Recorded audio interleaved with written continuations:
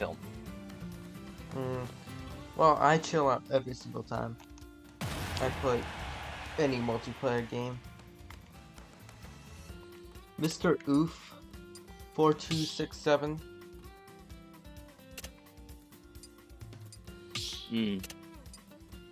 My channel's gonna die. I'm too lazy to upload.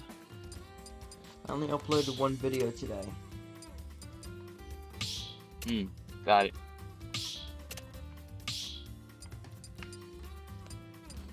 Well, I'd like to try the new characters. What are you doing? Oh. Isn't the battle gonna start? Are you getting in the arena? Or get in this? I can't. I can't enter. Guess you can. You know, most likely you're up next. Yeah, exactly. If you're playing Mario? No, wait. They're playing Mario.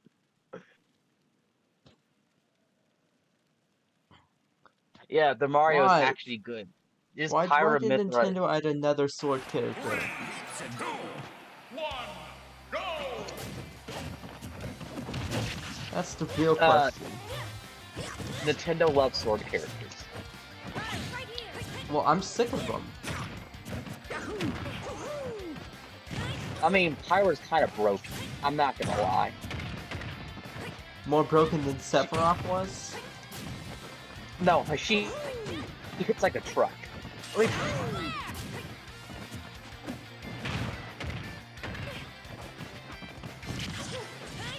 alright.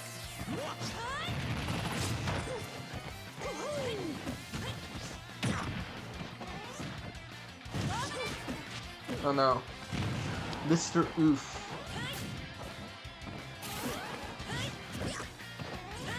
Oh boy. Oh no. No. No, what am I doing? Killing yourself? Oh no. Oh god.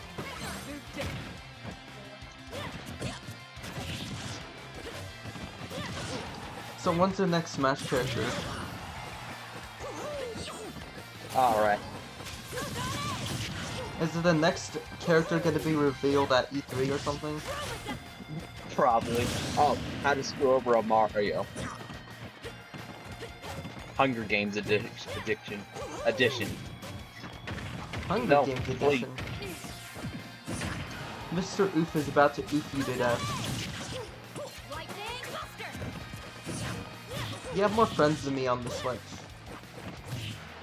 That's true.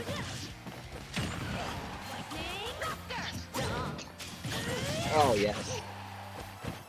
Is that Mythra? Yeah. No! That was not a actual good... garbage. That was a terrible I know. recovery. I know. The recovery isn't god.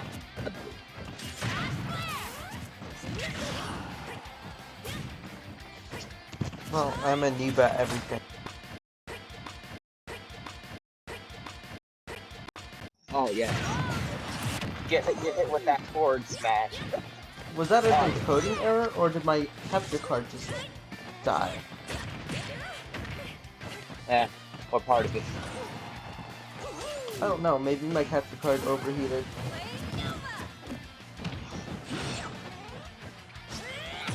No! I can't do anything. The recovery is garbage. You did it! You won! No, I lost. I was talking to Mr. Oof. Clearly.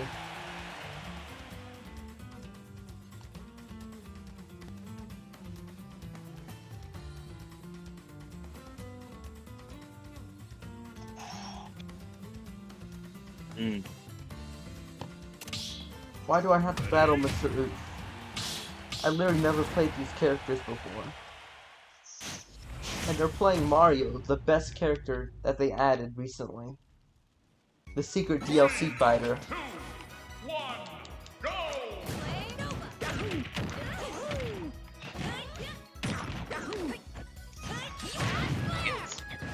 You're doing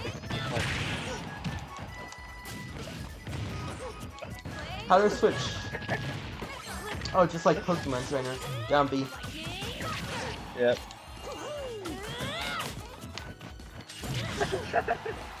Your cheapness is hilarious. The amount of range they have too. And yet he's actually good at the game, by the way. He's gonna have...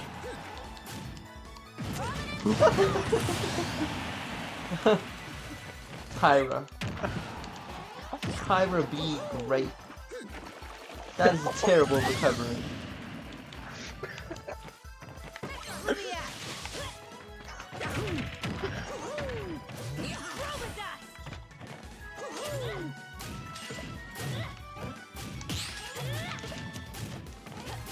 Ah, yes. Pirate. I thought this is Mifrost. Pretty sure. Yeah. I didn't even watch the direct presentation. I mean the presentation by the creator. I'm just trying to spam smash attack. No! Ah! Do they know that I'm a noob?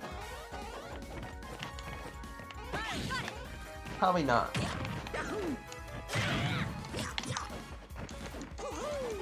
Oh, she has tilt attacks? I forgot that characters have tilt attacks.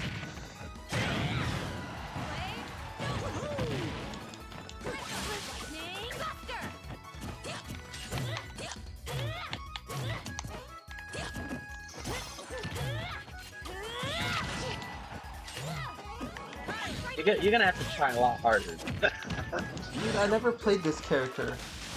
Oh! That's disgusting.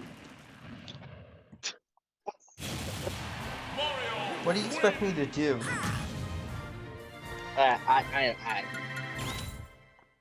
That character is evil, okay? I'm going back to Pac-Man.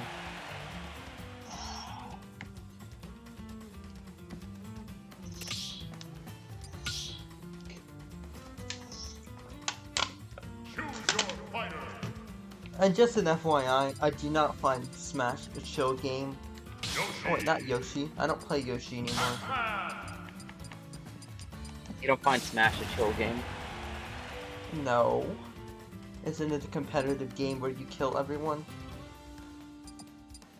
I don't know. It's about having fun, really. I disagree. It's about winning. You don't be afraid to take an L. I take an L all the time, and you think I'm afraid of it? No, of course not. Why are you gonna change your username?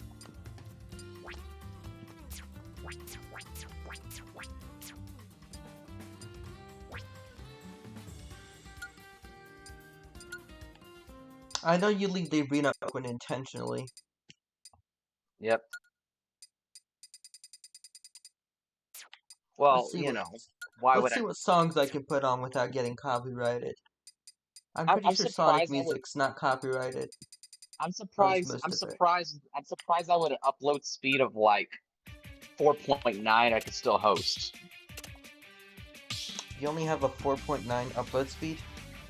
Mm-hmm. Isn't that a bit terrible? Oh, I mean, it's terrible, yes, but I need to start... Oh, I'm too behind.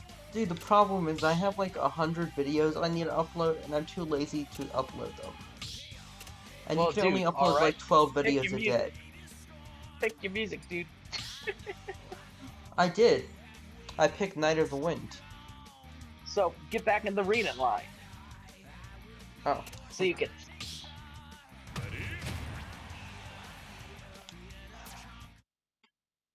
Wait, who's playing right now?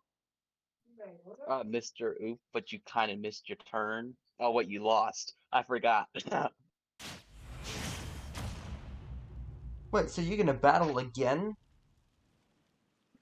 Yeah, it's my turn now because Mr. Oof won that game. You know, then it's time to get bodied because I'm bad at the dip. Wait, why am I spectating? Oh God. Oh yeah, you're spectating. Yeah. How do I leave spectator mode? You can pause. You just pause. You can actually exit and do whatever you need to do. Yeah, but if I'm spectating, I get back into the round afterwards, right? No.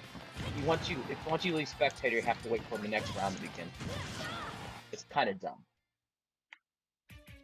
It still says I'm next. I'm not in the spectator stand. I was just Well- spectating your match. What the no? Screw that recovery.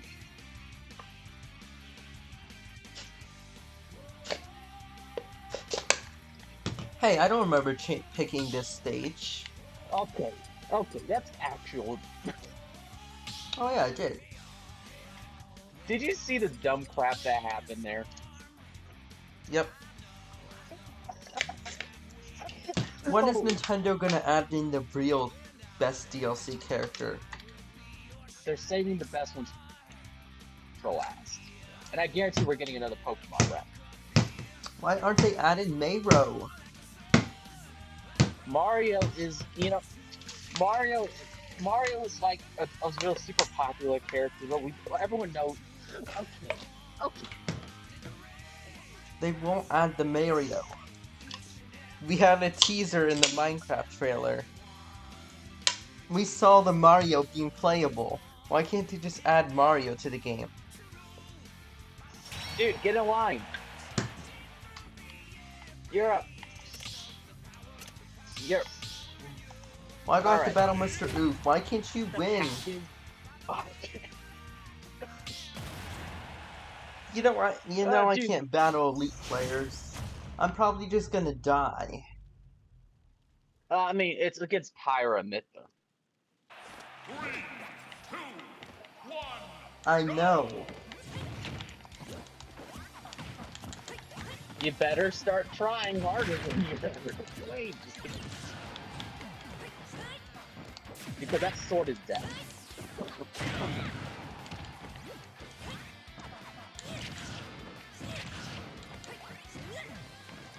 I'm sure Mr. Oof sees that I'm a noob by now.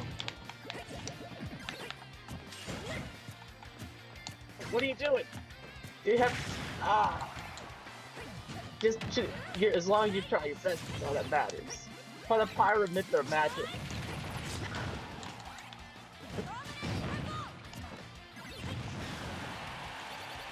You know it's very difficult to battle a character you have zero experience with.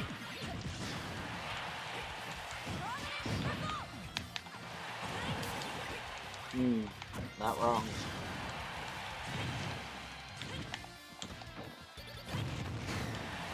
Like I didn't even know Mithra could do that. I mean Pyra. This is Yeah. Pyra. Oh boy. Did we already have a representative from this franchise? Don't. Okay, that makes sense. But they don't have a DLC representative. So at least Nintendo didn't repeat themselves. That's all that's important. Oh yes. Ah boy, that sword. It's not good for your health. You think I don't know that? Why are all the Oh, DLC yeah. characters just need to be nerfed? Every single DLC character needs to be nerfed. When they come out. Oh boy. Why don't you just make the character balanced when they create a DLC character?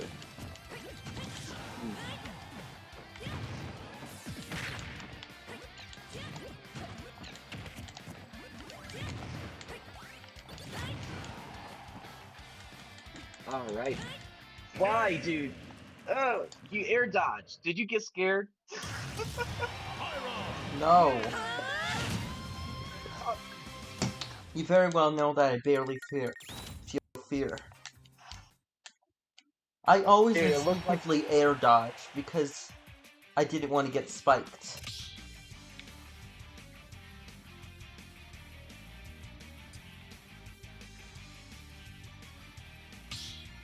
Everett's playing The Legend of Zelda Breath of the Wild. How dare they? You can't play that game again. Once you explore the whole map and get everything, what's the point of playing the game anymore? I don't know. Now I'm gonna go torture you with Pyra and Mithra.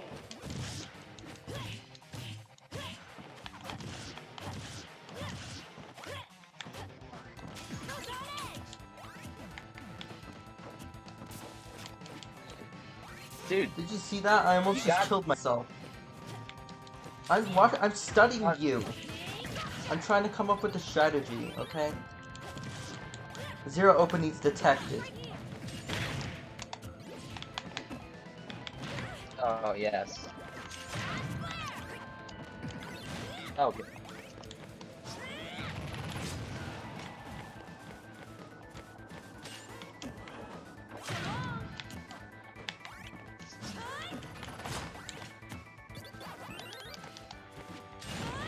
What?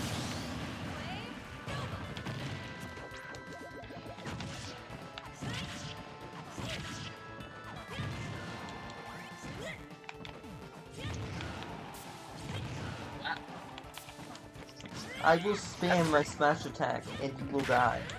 That is my strategy. Nah. We're talking about Pyra and Mithra. Oh god. Now, why does Nintendo always make DLC characters so powerful and then nerf them later on? Why can't they just nerf them when they know that they need to be nerfed? It's the Nintendo way. It doesn't make sense. They nerfed Sephiroth. Why did they just release Pyra and Mithra already nerfed?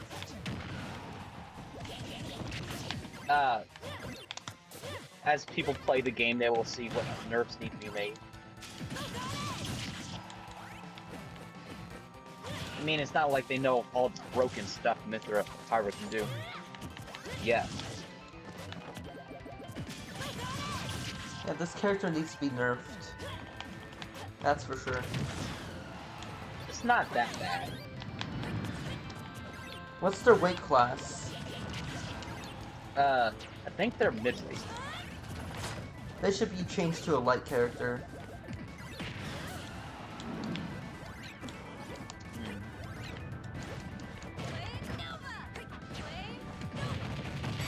I did it, I won. Pac-Man doesn't look like he's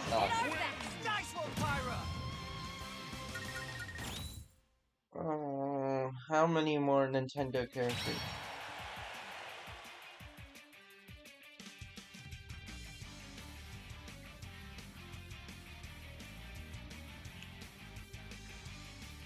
I don't get it. Why does an existence even happen? I don't know. But the Nintendo way says that Pyra and Mithra have to be good characters. How can hydroexistental entities exist in non-existence without becoming non-existent? It doesn't make any sense. Mm-hmm. Alright. Someone tell me I'm how going- reality works for real. It's confusing me. I'm going to use the power of fruits to beat you. No. No. No, you. Stop. Don't get mad You're if not I'm winning. actually trying. No. Okay. Ha ha ha. I'm using the I ultimate. literally let you hit me that time. Sometimes No, when I what? play Smash, I just let the players hit me. I don't know why I do this, but I like to let you hit me. Oh boy. I guess I gotta bring the pyro out. I think Mithra's better.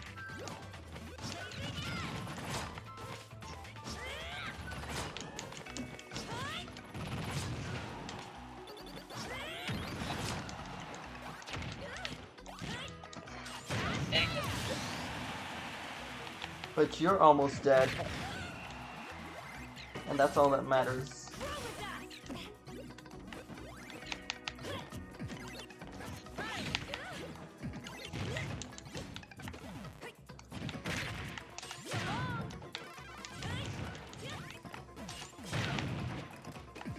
No!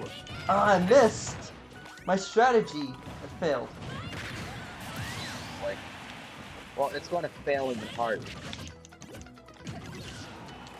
No, it would have worked if I was a little closer when I executed the smash attack.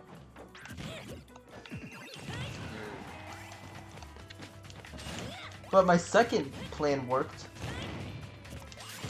Because you lost the stock. If you haven't noticed. I'm just trying to do things the Nintendo way. And the Nintendo way says I should be abusing her side special. What's her side special? Is that her side special? The Nintendo is my way. Nintendo Switch, my way to play. The Nintendo way is my way to play. Want to play Melee? Sorry, that doesn't exist, according to Nintendo. Are you talking about the online tournament they shut down? The Melee community Nintendo doesn't really exist does not enough. like the Melee community. That's because they think the greatest Smash game is Ultimate, clearly. Nah, they just selfish. You know, here's the thing though, how can Nintendo talk about piracy over a game that's literally like over 20 years old? I don't understand Nintendo sometimes. Neither do I. Oh, look at that, I won for one. I meant to say over 15 years old.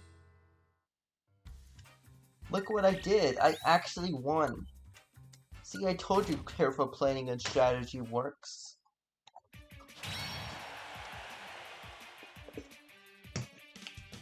Don't you see it? Well, I mean, yeah. Well, you did get me there. I played you little. I saw your moves and I countered them effectively. And that's how I won. I finally get to be in the red spot. One winged angel. It makes me think about Sephiroth. Which gives me power. No, it doesn't. I don't understand how music can affect your mood. I'm just kidding.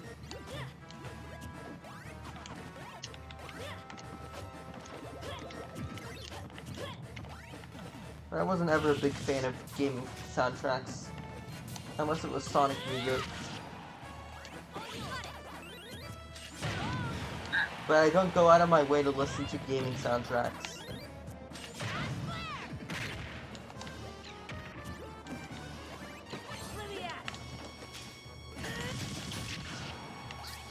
I could have sworn that would have worked. I'm gonna introduce you to the Big Crunch.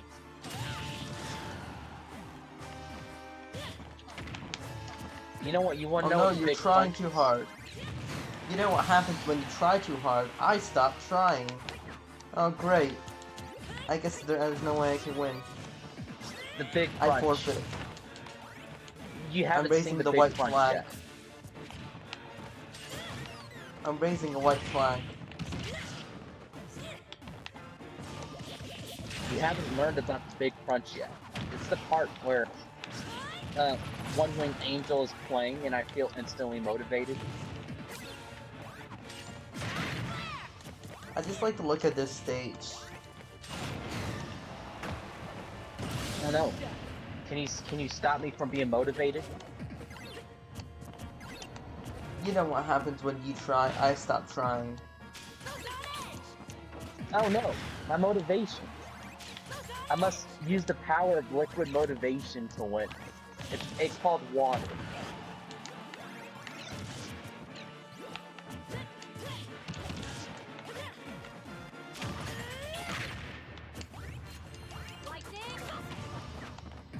I'm figuring out what frames I can hit you at.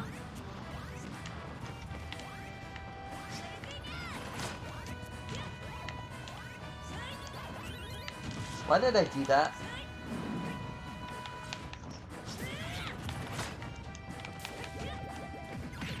I don't know. Pac-Man. The Pac is back. Did they buff No, it's Pac-Man? not. Did they make Pac-Man No, actually... They didn't change Pac-Man Pac-Man, got- did they? Pac-Man got no buffs. Exactly, then how come I'm playing better with him? Even though I haven't played this game in literally a month. I'm just gonna hold forward smash and hope that you don't walk straight into it.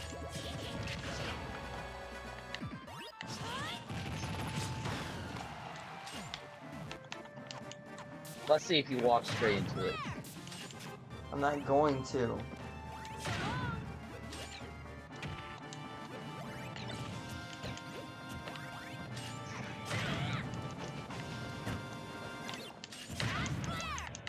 If you take a forward smash to the face, don't say I didn't warn you. I'm going to only win with forward smash at this point. Good luck with that.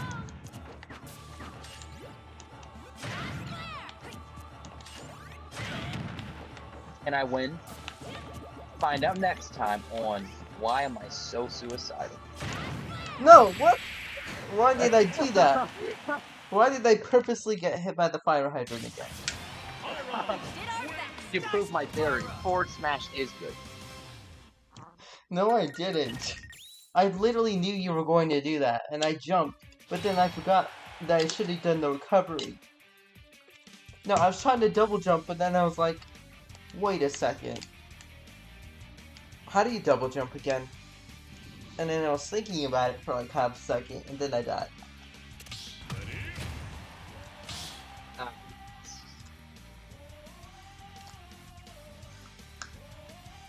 The Pac is back. Nah. The only one who's back is Pac in the Grave. Well, you won't get one wing angel unless I win. How unfortunate for you. One, go! Oh.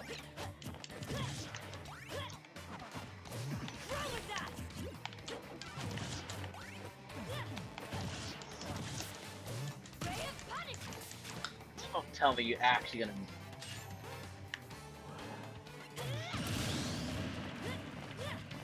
Oh wow. The Pac is back.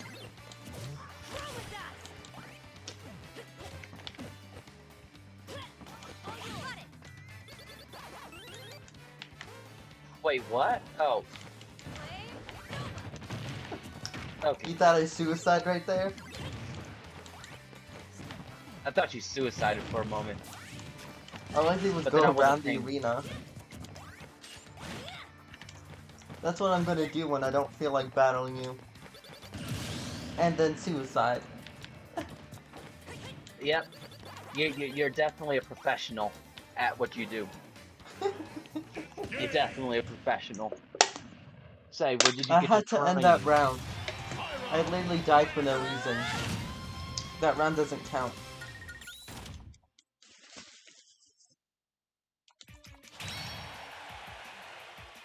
Someone tell me to stop air dodging while I fall to my doom.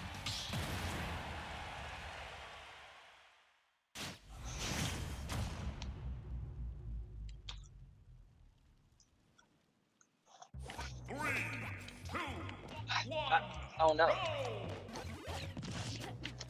You can't beat the Mithra. Didn't I defeat Mithra before? But not only that, it's proved to me that Pyra is the best character.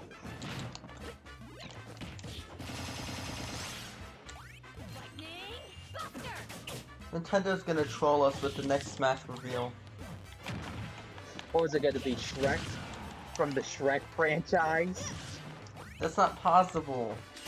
Has to be a video game first. Nah, we're getting Shrek. No. Where Shrek teams up with Donkey. No, we're not. I like to make the joke, okay? We're getting Shrek. No, we already have Shrek in the For- game. Mithra is clearly just Shrek. Look at For her green Shrek, sword.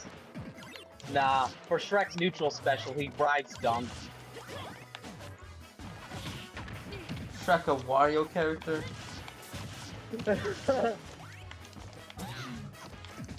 And for Shrek's side special, he shoots a gun. They're adding Waluigi to Smash as the final character. Please, Waluigi's never getting in. He's not even canon to the Mario universe. No, he is canon. No, not the head canon. He's not canon in the sense of the head canon. Wouldn't the real reality of the Mario universe actually be the head canon, but the games and plays are actually the head canon? Does that make any sense to you? It's strange because Waluigi isn't canon. Waluigi is oftentimes used as like Wario's partner, you know. So to be Yeah, but honest with you, Waluigi exists in all the spin-off series, which is actually Mario's real life. Because clearly Mario's just acting and playing movies all the time, and that's the games that we play. They're all just movies. I mean, I think that's Mario Odyssey for you in a nutshell. I mean, it looks so. All the plot of Mario games are so contrived. It really does feel like you're just playing a movie. Yeah. And not to mention, Mario 3 was literally just a play.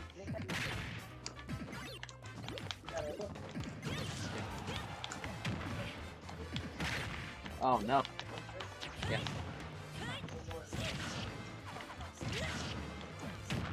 When will Mario get the big brain? Potato power. Give me the power of the potato. Yeah. Who's calling you? Okay, dude, I'm gonna mute for like a good, you know, Power the Aegis. thirst. T is for thirst. H is for first.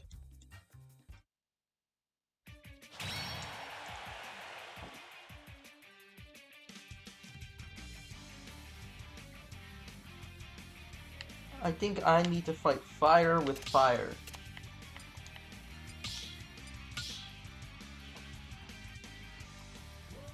Choose your fighter. Pyra.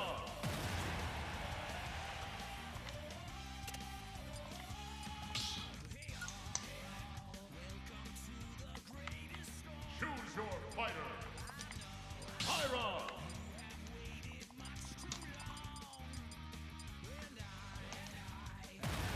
Oh, so they don't have costumes. Interesting.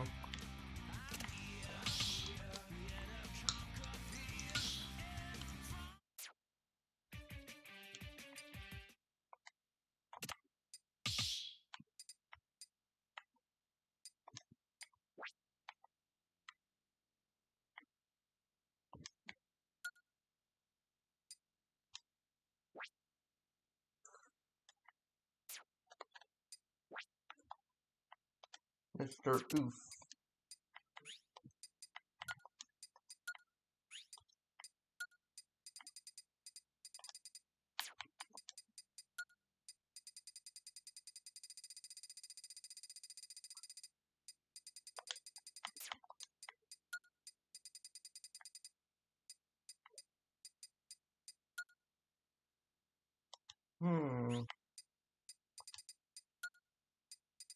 Everything went all silent.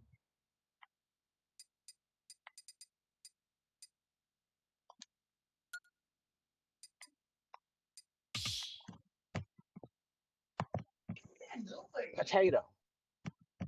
You forgot something. What? Potato? You forgot to enter the arena. What are you doing? I'm officially part of Snacking. Oh no, your Sonic character? Clearly. Nah, I'm just a piranha plant of the century. 3, 2, 1, go!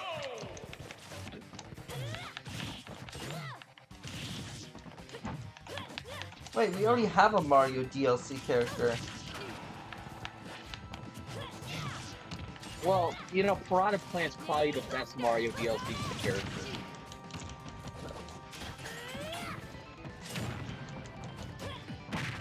Wow, you're getting whacked around by a plant. Piranha Plant is always overpowered.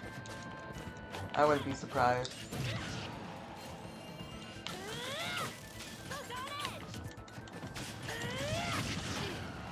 Wow.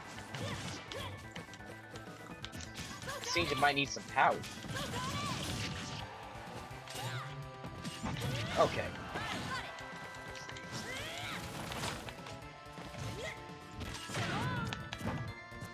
Okay. The side Maybe smash.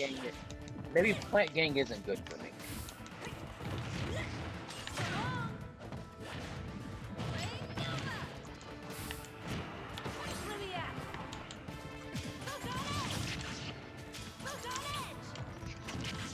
Dead. It doesn't matter. We both have 2 stocks. Don't think I'm going easy on you. Don't think I'm done just yet. Wait, I was experimenting. How dare you hit me? Huh. You call this experimenting? I call it war. Oh no! I already finished the experiment.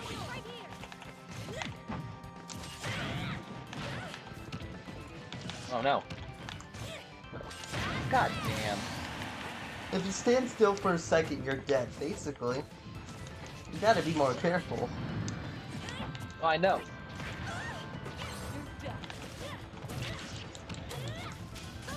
The plant, it's not doing good. You gotta try harder than that, dude.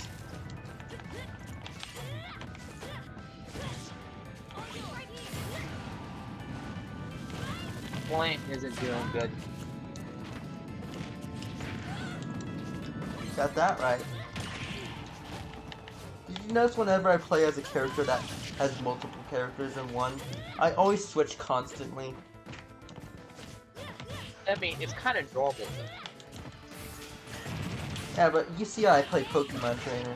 It's like I try to give every single one equal amount of time. Oh no! I'm about to get big brained.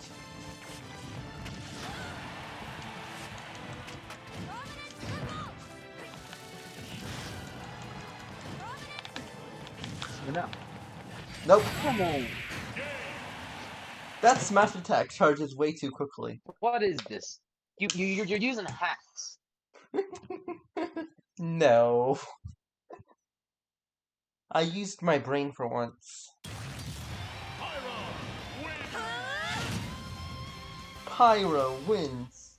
Wait, that's a lie. I picked Mifra.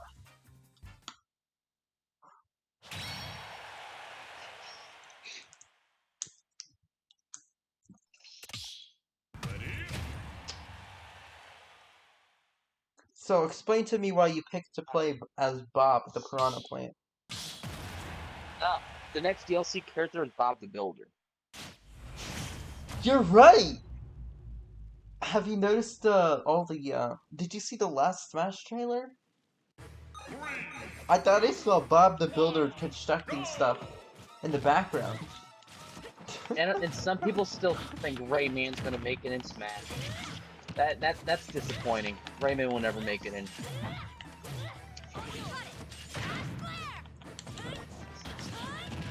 What's a Rayman anyways?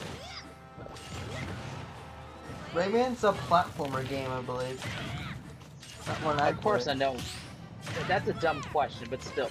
People genuinely think Rayman is gonna make it in Smash. I'm like, no. Huh. Well, actually, remember the tweet? What tweet? Remember the tweet that the creator made? What tweet? No, did wait, they make? no. There was a tweet by Nintendo, and it teases one of the Smash characters for this DLC pack. And Yeah. all it did was say ho ho ho ho. So clearly they're adding Santa. Oh yeah, Santa Claus is like obvious, you know. Maybe the Grinch. I can't make myself serious. Wait, Adding the I'm pretty Grinch sure to Eggman Smash. laughs like that, to be honest with you. Doesn't he laugh like Santa? I'm not even gonna start those Grinch rumors back up again. It's dumb. Wait, there was a real Grinch rumor? The fact that people actually thought the Grinch was gonna make it in Smash is ridiculous. Is it because of the tweet that says ho ho ho? I thought people would make the logical conclusion and think it was Eggman, because that's the only character I know who makes that laugh. If you can name any other, then they're also likely candidates. Aside from Santa. Please, Eggman is literally probably guaranteed at this point. Like, Sonic needs a rep, and Sonic is going to be revealing their games this year, too. So, it makes perfect sense that there be a Sonic rep. But we're gonna have to wait till Southside Southwest, because Sega doesn't like E3 for some reason. Oh wait, no we won't, Sega because doesn't like Southside E3 Southwest is not because having a E3 gaming is kind present. of overrated at this point. Southside Southwest isn't having a gaming gaming presentation this year. So Sega's gonna have to Really? release their stuff on their YouTube channel and social media and stuff like that. Oh, really? Unless they want to do it at E3, but Sega never does anything at E3. I mean, you're not wrong about that. Oh no! Bob! Bob is using the big brain shots against me. Oh, no. No! You caught me in the wrong frame. You got killed by the plank. The plank took your life. What do you Yeah, have but to I say really about think that? they're adding Santa Claus. What else could that tweet mean? I don't know any other character who goes ho ho ho.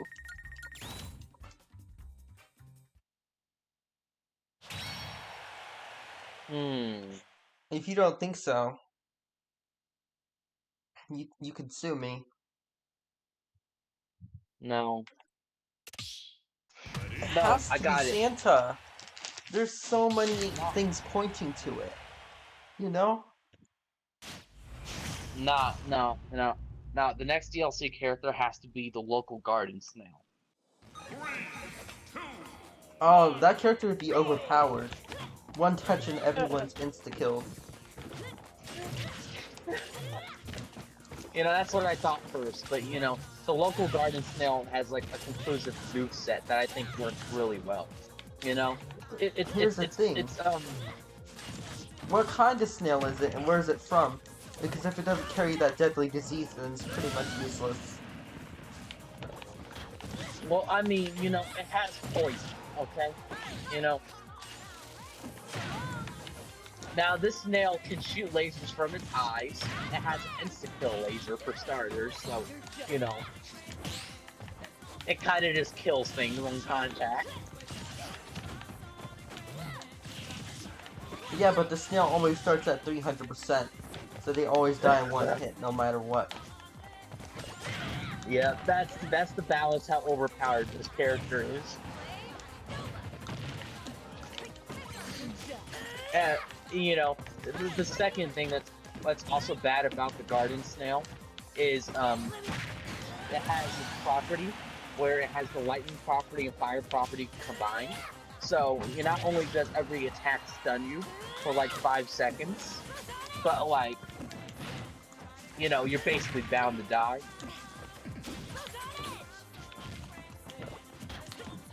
Dude, most Nintendo Which I fans think don't is think Eggman is even a possibility. There's a lot of people who actually think Rayman is a possibility. There's a rumor that on the stage we're looking at right now, that person in the crystal is Rayman. Have you really Which looked crystal? at it? The crystal this one right here. Really look at it for a moment. Oh! I don't see anyone in there, dude. Some people think that in the side of that crystal is Rayman. Okay? People genuinely think that. I don't get it. Yeah, but why didn't... But literally anyone who isn't a Sonic fan never even suggested that that tweet meant Eggman. Everyone I mean, says it's people have Santa been saying Claus. this for a while. Okay, people genuinely think that Rayman is in that crystal.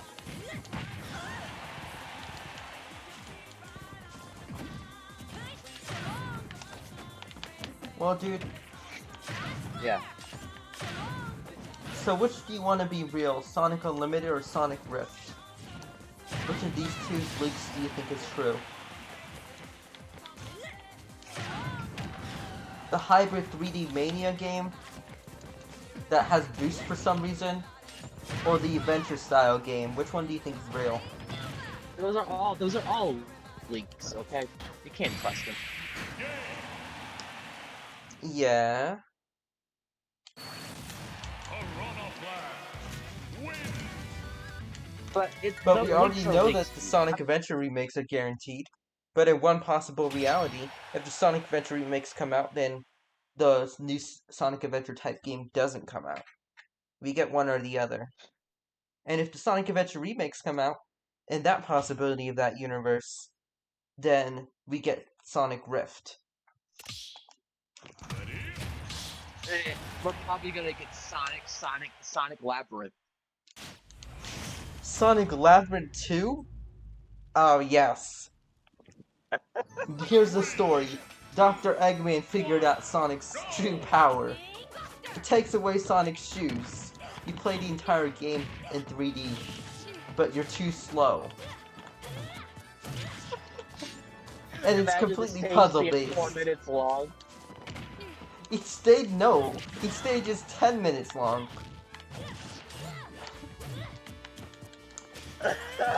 And extremely linear.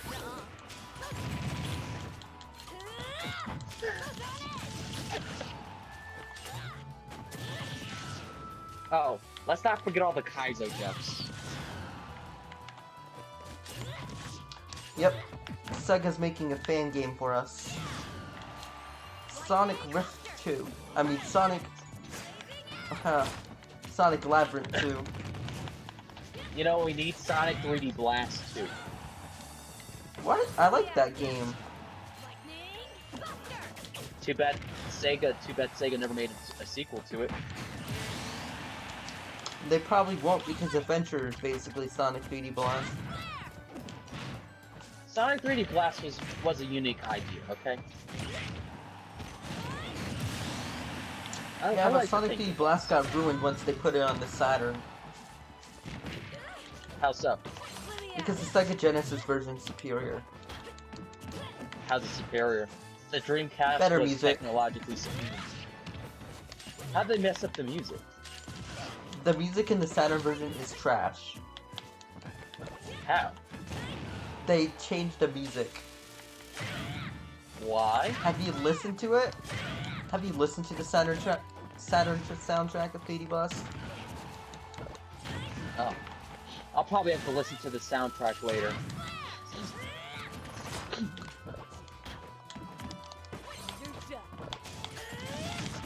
Yes. Oh no, I'm getting defeated by Bob. You know, Bob the Piranha Plant was only looking for to have dessert with you.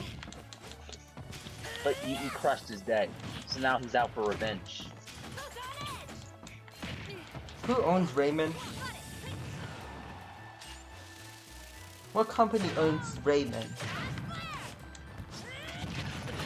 What? You know, some people think Master Chief is confirmed.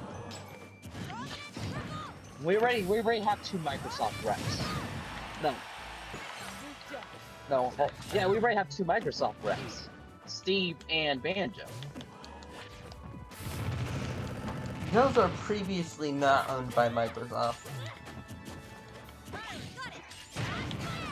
Well, I mean, still, there's technically 2 Minecraft reps. 2 Microsoft reps in the game already. I highly doubt Microsoft is getting another rep.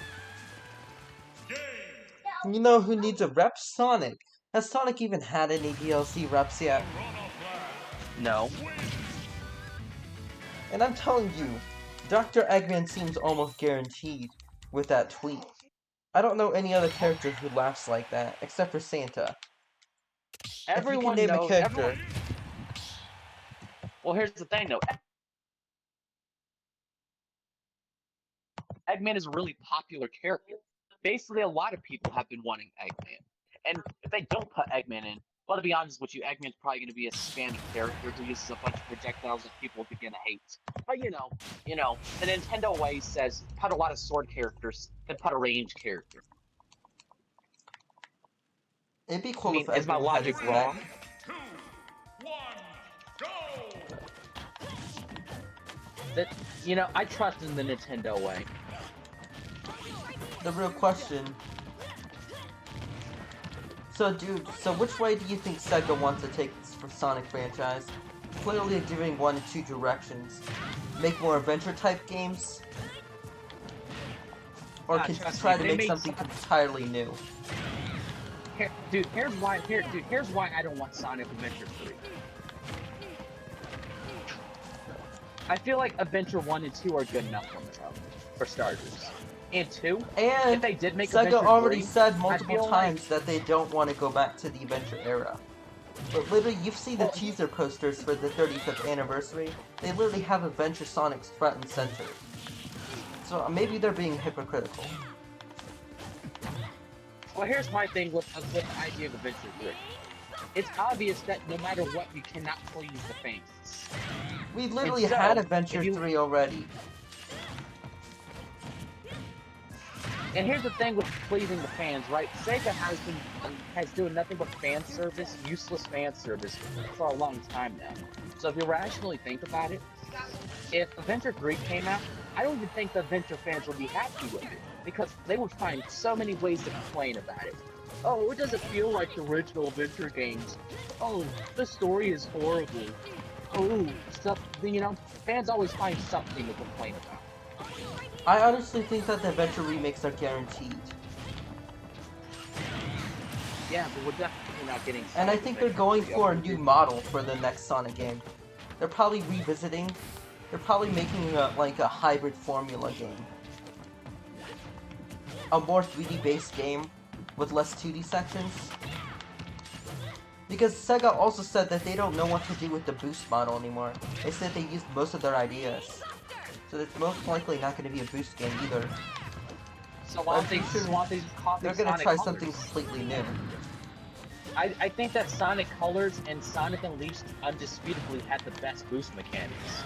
Well, Sonic Unleashed, Sonic Generation, Sonic Colors have the best boosts. I mean, am I really wrong? I feel like those games had the boost down in pat. But like the later Sonic games just kind of pushed the boost. That's because to a Sega point ran where out it of kinda- ideas for the boost formula. Sonic Colors was fun as hell. But here's the thing though too. I feel like Sonic Colors also had that thing where Sonic had to use Whisk to actually boost. To be honest, if we're Well- canonically speaking, Sonic really doesn't need Whisks, but All he needs is a little bit of chaos energy, which he can harvest from rings, like, really easily. yeah, but Sonic is literally an entire being of chaos. The real energy, question is, think Hyper about it. Gohan energy a form of chaos energy? Or is it its own thing? Yeah. The game's never explained what Hyper Gohan energy actually is. Well, to be honest with you, isn't Sonic pretty much infested with chaos energy at this point? He's transformed to Supersonic so many times. And dude, we already had Sonic Adventure 3.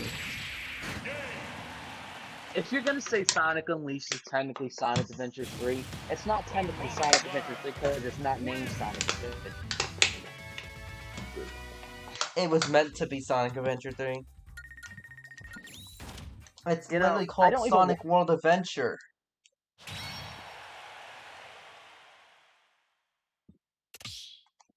The game's title is Sonic World Adventure. How could it not be the Sonic Adventure 4? Dude, I really don't want a Sonic Adventure 3. You know what? I want the Sonic Adventure 1 and 2 remakes. You know what would actually make me the happiest guy in existence? If they just made like a separate Chao Garden game, I would actually be on that. Okay, I wouldn't even care if I got a Chow Garden game. That would make me so happy. I don't even need an Well, entire game. I just need a Chow Garden game, and I'm happy. well, I hope whatever Sega's playing it isn't fan service-esque. Well, dude, is a Chow Garden game really fan service? Yes, it really is. That is huge fan service. Well, dude, literally, they're literally allergic to money. Just make a Chow Garden game.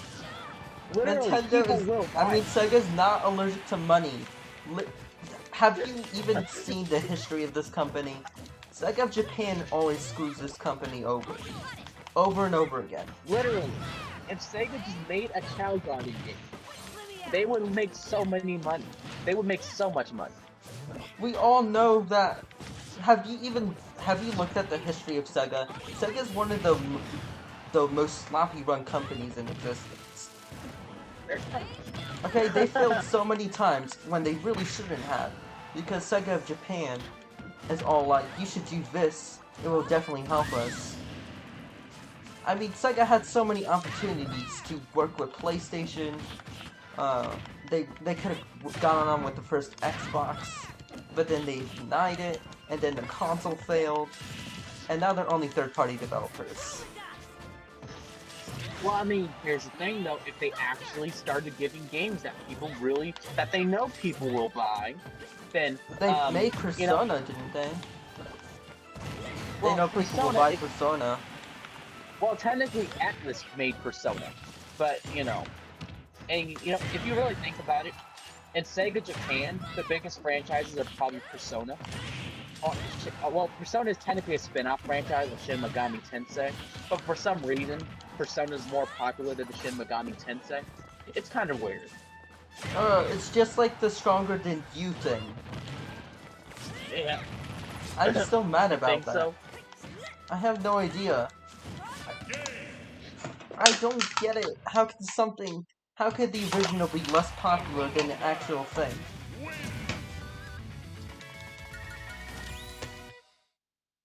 Okay, it doesn't make any sense.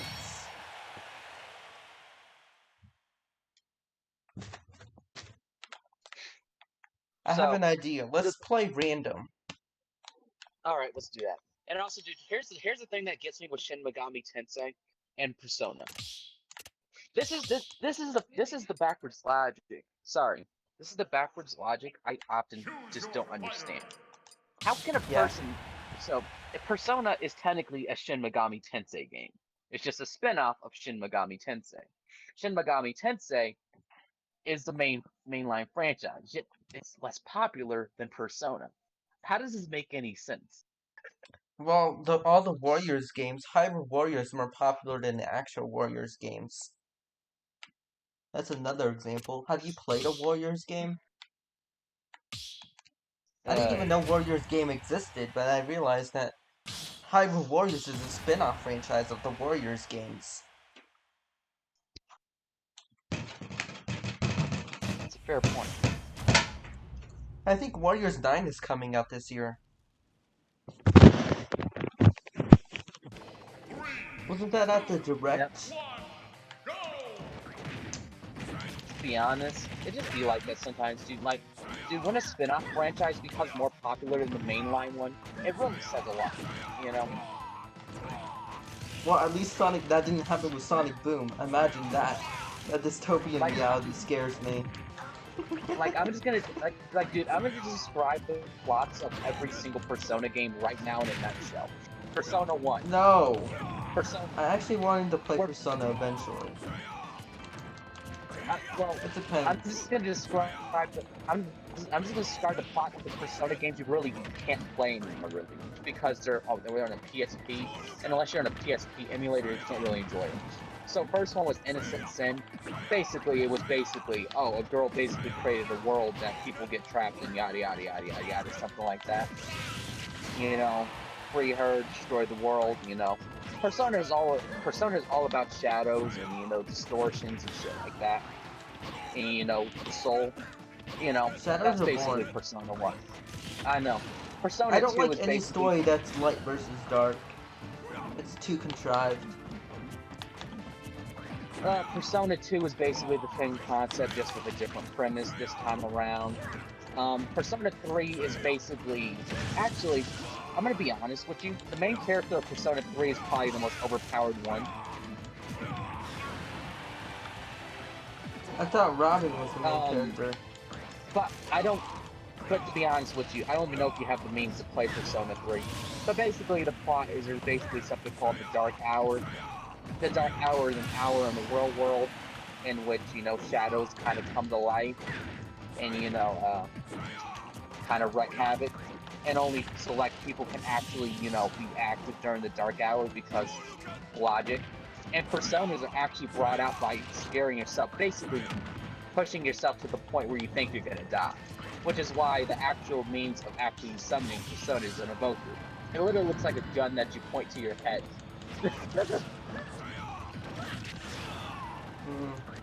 This franchise sounds boring now. I mean, to be fair with you, a lot of people love it for it, you know? But to be honest with you, the main character literally got something called the Universe Arcana, where they literally are just fucking God.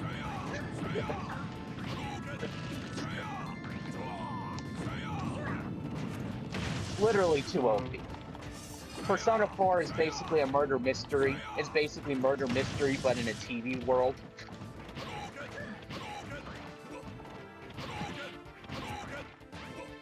Pick and choose, that's how it is, really. I mean, murder mystery all over again. And Persona 5 is basically we live in a society. It sounds too political. I hate politics.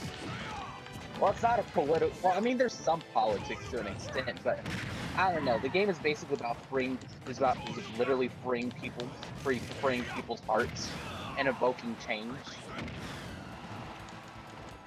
What was Square Enix thinking about making a political game, a political RPG? Why would they do this to me? I want to play an RPG eventually. Maybe. But that's just making me not want to ever play an RPG. Well, Persona 5 is a JRPG. That means Japanese RPG. Yeah. But I thought every single video game was made by Japan. Not every game is made by Japan, obviously. Except for Microsoft. Microsoft's the only American-based major company. Video game company. The rest of the companies are all Japanese. Nintendo's Japanese, Sony's Japanese. You know, I feel like Microsoft should team up with Sega. You think so? Well, Sega's too small. Yeah, because Microsoft doesn't have that good of a foothold in Japan. And maybe if they teamed up with Sega, that would help them. It's just a game. Oh no, Link! Don't play Wi-Fi Link. Remember, I have PTSD from that. 3, 2, 1. Yep, PTSD from Wi-Fi Link. I don't even know how to play Link. Well, Everett showed me Wi-Fi Link, and I was dead inside, remember? Wi-Fi Link? You haven't seen Wi-Fi Link in its full glory. This is Wi-Fi Link. No, it's not. Wi-Fi Link spams the bombs in the very precise location. And you can never hit This Link. is Wi-Fi Link right here. This is the true power of Wi-Fi Link. I'm a Kerbo.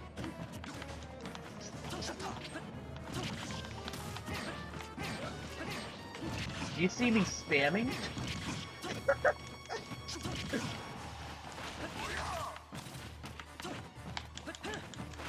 You're gonna get killed. Dude, you can't stop my spam. Give up. I order Can you. they disable spamming? Dude, why did you approve Order 66? How dare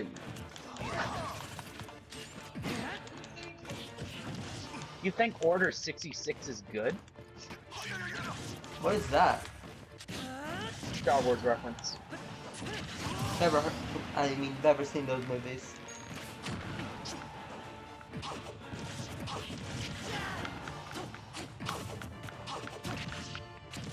If Dude, it's another beating light you with versus dark story, I don't like it.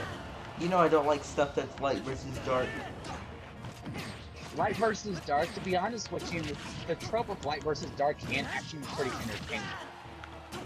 Not really. It's the same. The problem with light versus dark is it goes against my beliefs. I mean, My belief is The way that I- everything has light and dark, and it's all neutral. well, what about Marvel Comics and stuff like that? They're always doing a light and dark trope. Is a story necessarily bad just because they do the light versus dark trope? But it's not completely light versus dark, it's villains versus heroes. And sometimes Well, the it's villains still- team up with the heroes to defeat a bigger villain, so that makes them more neutral than dark. I mean, you're not wrong.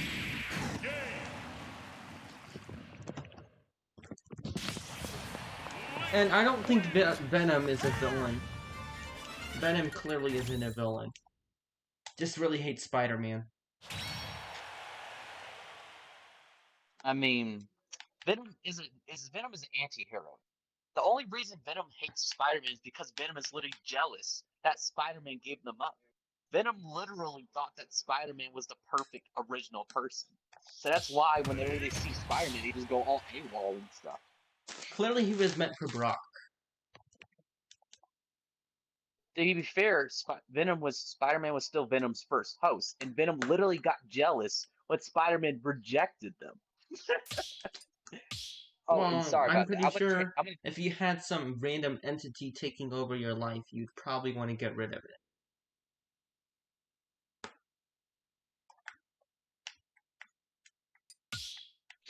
I mean, Spider-Man that's the wasn't thing, in though. the wrong. Venom wasn't taking over Spider-Man. Venom was literally doing everything in their power to that what they thought was protecting and doing the best for Spider-Man. That's how symbiotes but- kind of work, you know? But the way that Venom executed everything, it turned Spider-Man. It made Spider-Man think he was attacking. Yeah. And that's the thing with Venom, you know? It's just like, depending on who has the Venom symbiote, Venom can either be a good guy or a bad guy. And if you look at comic history, when Venom has been with the quote-unquote good guys, most of the time, Venom actually developed a thing for helping people. You know, wanting Yeah, to but I protect still don't people, think you there's know? any hope for Carnage. Carnage's first host was Cletus Cassidy. You Yeah. think that the symbiotes Carnage are is most likely insane for forever because of that. I mean, when your first host is Cletus Cassidy, what do you expect? You're right. The symbiotes do get influenced by the first hosts. It explains why Venom is very neutral. Because, I mean, it's just, here's the thing though, Venom does learn over time, you know? Yeah, but I like symbiotes. They're great. Well, that's the thing though, Marvel symbiotes are...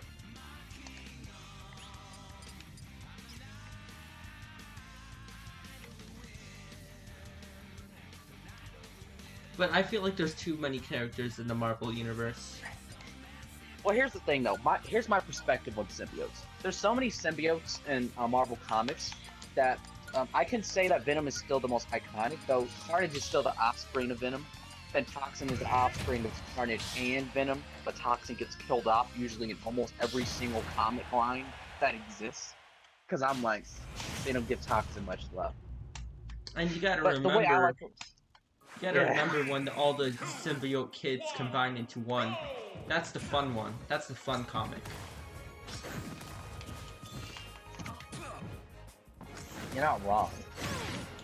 But those were all spawn of Carnage. Venom only has Spawn of Carnage is Spawn of Carnage is evil. I don't like them. Hmm. But there is way too many. I mean, honestly, if Venom knows how to make more symbiotes, why didn't he just stop? Why does he keep Because- accidentally making more symbiotes? It's not. I don't think it's an accident thing because I think to a certain extent even Venom doesn't intentionally do it. That's what I'm saying. It's an accident when they create Spawn. Carnage clearly was an accident. I'm Well, to be sure honest- Venom did not want Carnage. To be honest, when a symbiote when the first symbiote's first host is literally a freaking psychopath and a mental asylum, the symbiote is going to be insane. That's why literally whenever the Carnage symbiote touches anyone, the person goes insane. Wait, did they nerf Rosalina again? Nintendo always nerfs Rosalina. I Shouldn't don't she know. be like I don't know. literally using the power of the stars or something? I don't know how to play Rosalina, dude. Well, I don't know how to play Snake.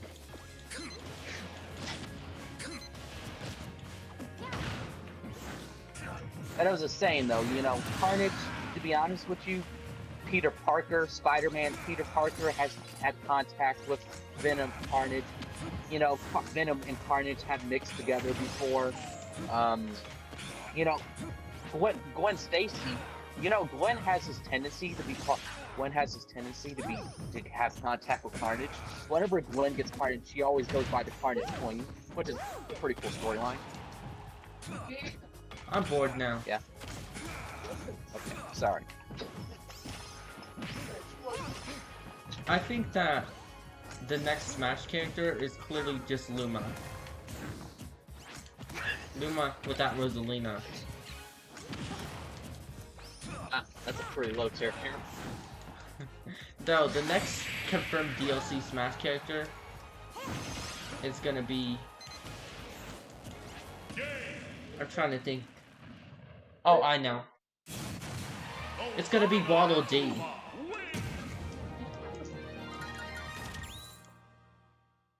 The next No, the Smash next Smash character is DLC Waddle character? Dee. It's Waddle No, Dee. the next Smash character next Smash character is actually Bandana. Bandana D. No, they're too cool for that. What?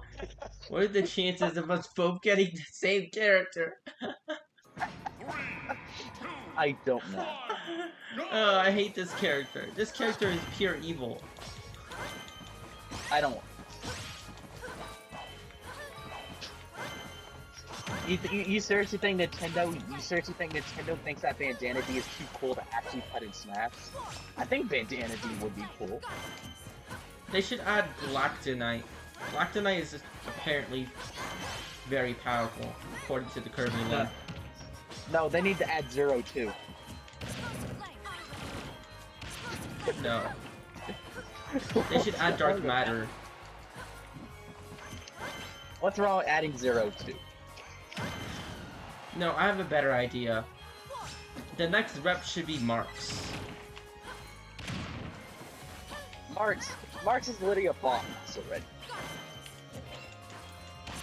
They'd make a perfect Smash character. Marks is kind of broke, not gonna lie. It's pretty hard. I think it's pretty hard to make an actual playable moveset with Marks because Marks is kind of an overpowered entity. Why can't they add unnerfed Kirby? No, Canonical Kirby is literally too broken. Canonical Kirby is literally a god. Alright. People joke about Then they should Canonical add Kirby. Void Termina. Void Termina is also broken. Kirby characters are hard to balance, dude, okay? That's because Void Termina can use multiple copy abilities at once. I mean, think about And it. is born of pure evil. Think about it. Think about it. If we were actually looking at the Kirby games, and we let Kirby be at his canonical strength, I'm pretty sure the games would be over in an instant. No, all Kirby would have to do is copy. No, all Kirby would have to do is go Hypernova, and it's all over. That's what I'm saying, it'd be over in an instant. Like, seriously, Kirby's too overpowered. No, Then again, Kirby's he's a the little pink god. puffball of doom. Kirby is a literal god slayer. Okay, I'm pretty sure if he really wanted to, he could literally treat Sephiroth like he's nothing. But And all that's why cares Kirby about is survived food. World of Light. Kirby's just too powerful for Galeem. I mean, you're not wrong. But at the same time, though, it's just, he's a god slayer, you know? And if you think about it, Kirby only cares about food and sleeping. It's only an issue when you disturb Kirby's food or sleeping. Kirby, I feel like Kirby doesn't even Which- care about Dreamland. I mean, Planet Popstar. He just wants the food. Which is why Marx is his enemy. Besides, why exactly did Void Termina why did he have issues with Void Termina again? Marx is not Kirby's main enemy. Marx only showed up in like 1 or 2 games. Well, still, he's one of Kirby's enemies, you know? King DDD is more like his rival. But at the same time, though, sometimes... Did you see King that DDD Kirby is timeline like- video? The Kirby timeline is way too complicated. Oh, what part is it? The part where there's a literal graph where Kirby is also 02 and 0, which is Kirby's also Void Termina, while Meta Knight is also a Kirby. Kirby is not Void. I mean, Kirby isn't technically Void Termina. He originates Kirby- from the same thing. Kirby, Kirby is Void basically Termina. Void Term. Sure, Kirby yeah. is Void Termina if Void Termina was born from light. But Kirby's still technically Void Termina. Yeah, but what does that make Meta Knight? Is Meta Knight also a Kirby born from light? Yeah, Meta Knight is literally a Kirby too. Which could also mean that Meta Knight also could be a Void Termina. If Meta Knight is also Void Termina, then was he born from light or dark? I don't know. Meta Knight's a Kirby, Kirby's a Kirby, Zero is Kirby, Void Termina is Kirby, but not Kirby. Void Termina is just a Kirby that was born from dark. What? I don't understand this timeline at this point. And at what this point- point, how come the power of friendship always prevails in Kirby games? Because everyone is basically a Kirby these days. King Dedede's not a Kirby. I mean, while that is a true statement, you know, Meta Knight is still a Kirby. Who said that King Dedede was the villain of the story? That's a lie. Well, can you give me a synopsis on why exactly Void Termina was the enemy again? To be honest, I haven't. Oh, and Kirby Star Allies? Yeah. It's because That's there's right. this...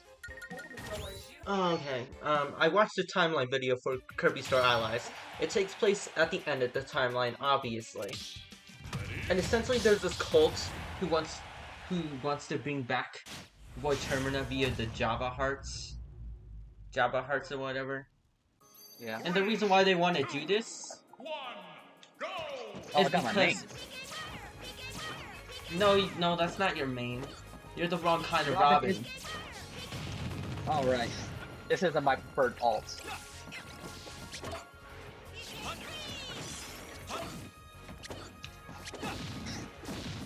It sounds so weird when he says it. It's so weird when he says thunder. I'm used to Robin being the girl. Same. But anyways, what were you saying about Void Termina and stuff like that?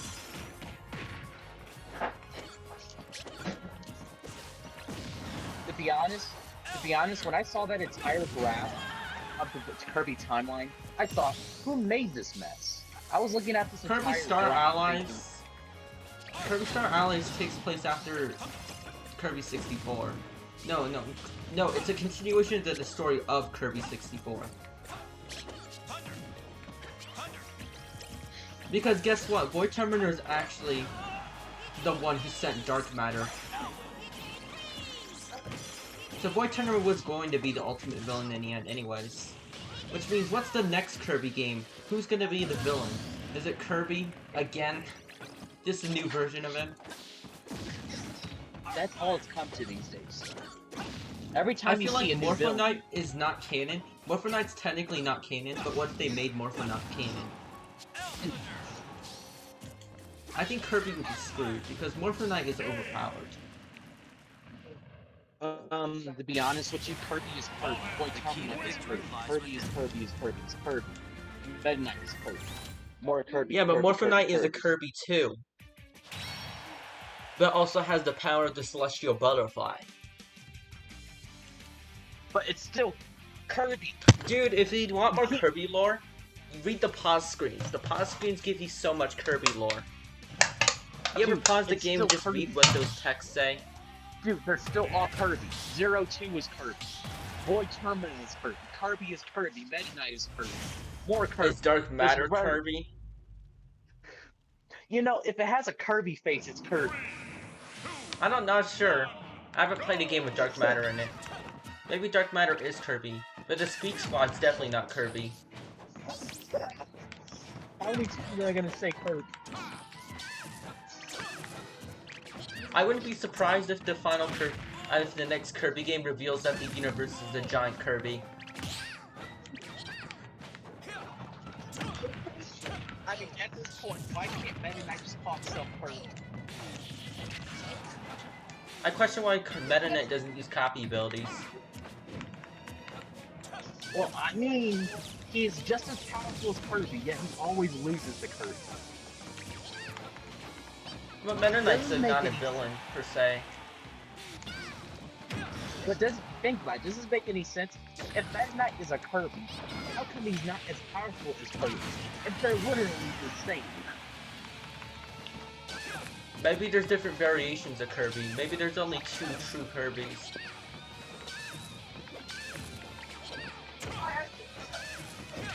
I mean, it's still retarded though, because more Kirby was Kirby and Kirby.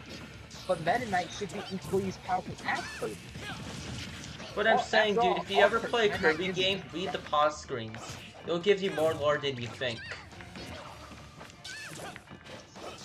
Like, the pause screens tell you so much.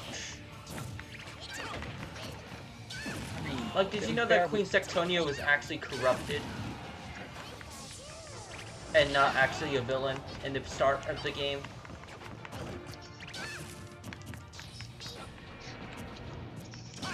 So, dude, the last Kirby game I can say I really enjoyed was Kirby Returns to Dream.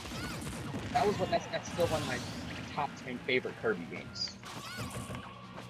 Star Allies is way too long, but at the same time it's too short. I don't get how Nintendo did that. You know one Each thing, stage, you know I one thing swear, love each about- stage takes 20 minutes. Well, I still think that Kirby's Return to Dreamland is still my favorite game. And when I was younger, did you ever play Kirby's Epic Yarn? That was a fun game. I owned a Wii, but I never knew Kirby existed when I owned a Wii, so no. Dude, Remember, Kirby's I didn't Epic live Yarn with was internet for fun. most of my early childhood, so I had no idea about certain things. Well, dude, I'm telling you, Kirby's Epic Yarn was a really fun game. I loved that game so much. Even though it wasn't canon to the main timeline, I still love the hell out It of is canon. Kirby, It is? Kirby's Epic Yarn is canon. Yeah. Kirby's Epic Yarn is canon? In what sense? Yeah, Yin Yarn is another ally of Dark Matter. So what, Yarn Kirby is a completely separate thing too? What? Kirby in the Cave's Curse is also canon. How many Kirbys are there? This isn't making any sense. The next Kirby game is gonna introduce the Kirby multiverse. Obviously. So you have Yarn. So if all the Kirby games are canon, then what Kirby is the most powerful? Kirby Like, from Kirby's Dream Land. oh yeah.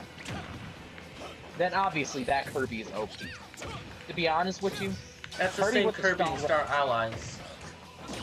oh, But actually, technically, the most powerful Kirby is Morpho Knight, but they're not technically canon, because they always show place in the guest star games. so why If do you they read call Morpho Kirby Knight's Kirby? description, they're literally destroyers. They're described as as able to destroy universes.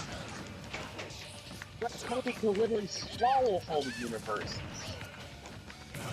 Yeah, but this Morphonite's more powerful than Kirby by the pseudo canon. They're both Kirby's though. They all have the same capability. Morphonite's just Kirby from an alternate universe. Dude, the Kirby franchise does not make sense sometimes. Morphonite is essentially Galactonite, and Galactonite is Meta Knight that fused with Void Termina. And Morphonite is Galactonite that fused with the Celestial Butterfly, which is technically the creator of the universe. Yes, but they still can't kill the Kirby. Kirby? Which Kirby? I'm getting confused at this point. They're getting Kirby. Morphonite never battles Kirby. That's the funny thing, dude. In every single Kirby game, the guest stars always fight Morphonite.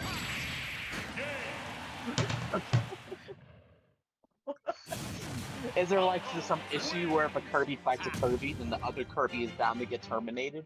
Because Kirby fought Void Termina, who's literally just a Kirby. And Void Termina got defeated because clearly Kirby is stronger than Void Termina, who's also a Kirby. But there isn't multiple Kirbys in the multiverse yet. All those Kirbys are the same Kirby. The only multiversal Kirby we have is Galactonite. And Galactonite's canon, but not Morphonite. 3, 2, How is Morphonite not canon? Morphonite always shows up in the guest star games, which are technically alternate timelines.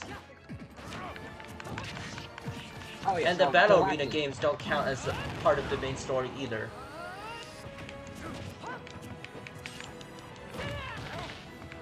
Well, Dude, guest star I guess- allies I is guess- really long.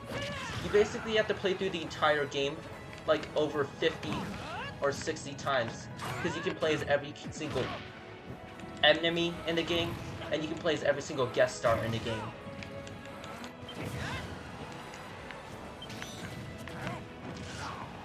Oh, yes. But at this point, I'm going to make some more conspiracy theories about more Kirbys. I guarantee there's going to be another version of Kirby that's literally just 002 all over again. Zero is literally just the entity Because that sent if dark matter.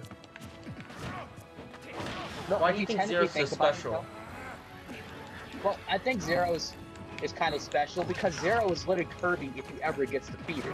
Technically speaking, Zero forms when a Kirby is defeated.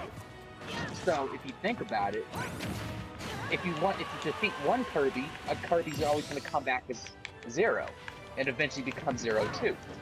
So if you think about it, technically defeating Void Termina probably created a Zero, because based on the timeline, every time you defeat a Kirby, you create a Zero. Yeah, but it didn't create a Zero, it created the null. Well, there's a chance you get a Zero. No, the null was created because this was a Kirby born from Dark. Well, yeah. Well, And that let's null just in turn created... That null created Galactonite. Well, okay. Well, let's take actually, the it Kirby opened a made- portal to the alternate universe. You ever played Kirby Star Allies and went to the alternate dimension game? That's the universe that Galactonite's from. Oh, well, you never played Star Allies. Star Allies is a lengthy game. That's true. And the Actually, arena that's why I is probably so never played fun. It is so difficult. The arena gets so difficult. One of the final bosses for the true arena is literally you fighting all the generals at once. And the generals are evil. it. Well, I mean that's kind of true. But And not to still, mention you know- super overpowered. Not to mention the Void Termina EXE. like. Void Termina EXE is evil, okay? So you know every single time you defeat Void Termina and Star Allies, their form changes. Wait, really? When you start with the inner name of the character being Void. But then once you get to Void Termina EXE, when you defeat, it's actually called Soul. Oh, really? Oh. Yeah, because actually, when you play the arenas, you're actually defeating Void Termina again. Just like most Kirby games, the extra bosses are canon. All right. But you don't fight Morpho Knight in the arena. But you do fight Morpho Knight in the alternate dimension arena, which is, I believe it's True Arena EXE. Well, so I want to jump back to Zero. So let's say hypothetically the next Kirby game, right? Somehow a Kirby born from light gets defeated and creates even more power than Zero.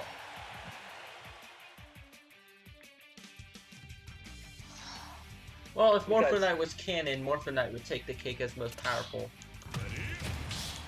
Well, still, dude, I'm just thinking that one of these days, technically speaking, Void Termina got defeated and it eventually ended up going into the root of Galactonite.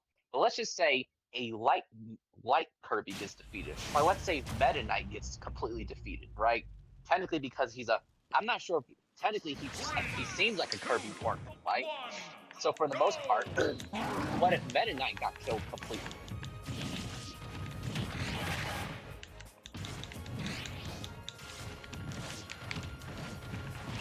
It's not possible for Meta Knight to die.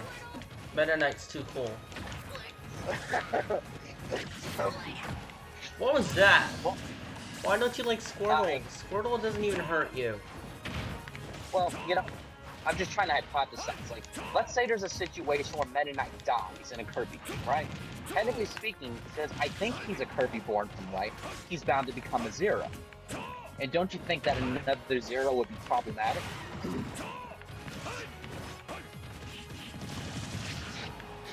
Well, if Zero... As Zeros Well, are probably... at the end of the day, everyone was working for Void Termina, so I have no idea what the next Kirby game is. Maybe it's not Well, I'm canon. just saying. Maybe the next Kirby game's not a canon game. Because they literally... Kirby defeated the most powerful entity in the universe last time.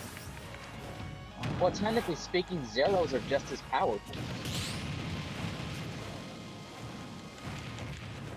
As If Void not on par Termina? with Void Termina. I disagree. Are there... What makes you say that? I mean, Zeros Kirby are clearly pretty defeated powerful. Zero way much. Kirby defeated Zero way easier than he defeated Void Termina. Void Termina took the power of friendship. Still, Zero is pretty powerful. And Void Termina has the ability to corrupt people with the Java Yeah, Hearts. But Zero is literally still ridiculously powerful. Every single Kirby villain's ridiculously powerful. Even Yin Yarn. Yin Yarn can literally alter reality and make everything yarn.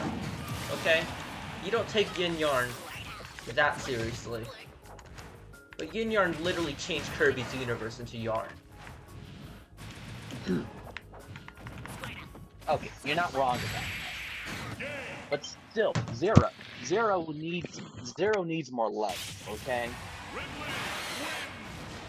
But Zero wasn't meant to be the ultimate villain. But Zero is still ridiculously powerful. Why can't they just kill off a couple, Kirby's born from light and make multiple Zeros? Okay? If we get more Zero 2s, maybe a Zero 3, because I'm pretty sure Zero got killed off before they could even reach full power.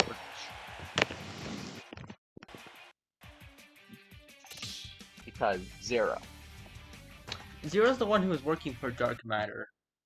No, Dark Matter was working for Zero. I meant to say. And the most one-off villain is clearly Marx.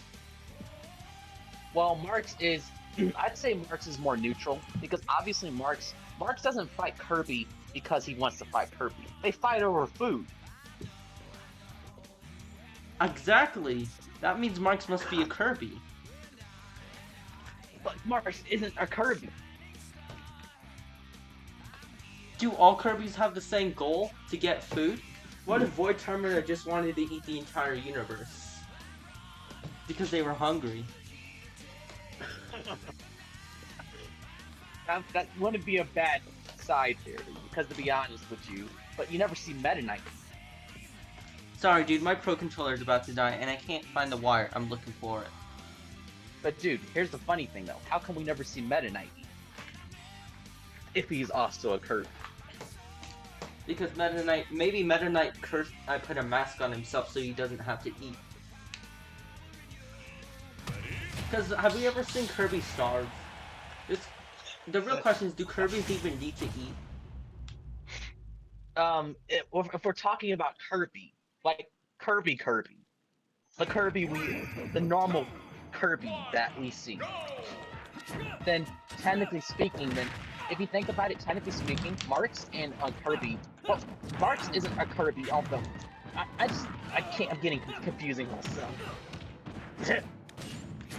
These Kirby Star Allies really is the epitome of Kirby. I don't understand how HAL is going to make another Kirby game.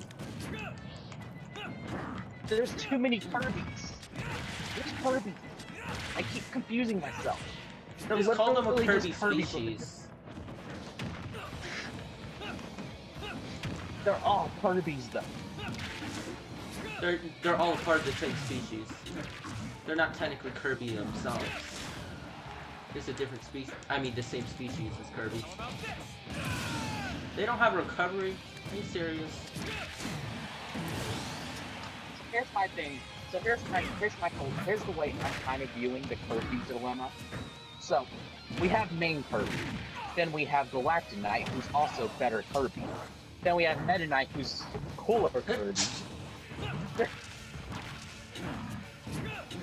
Then I don't think I Marks think is a Meta Knight Kirby. came from a different planet. You think so? Why does Meta Knight have a spaceship? Well, to be fair, here's one way we could look at Meta Knight. Maybe the reason Meta Knight never uses like poppy abilities, although he is a Kirby of Kirby species, is that maybe Meta Knight just never had the training, or was maybe brought up in such a way that they just learned swordsmanship. Because Meta Knight is a literal god at using sword. My theory is that when Kirby's grew up, they can only have one copy ability, and they master it. And maybe Meta Knight chose the sword ability. Maybe Kirby's are only unstable when they're young.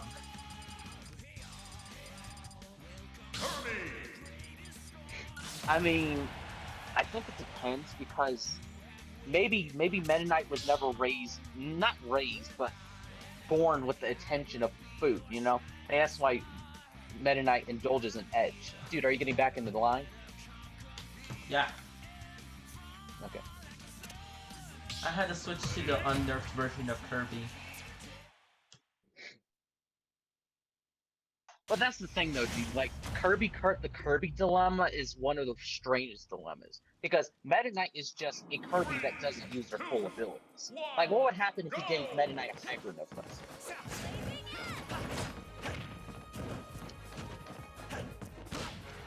Oh no, it's Pyra. Dude, you can switch off of random now. Enter someone who joined. I'd recommend it.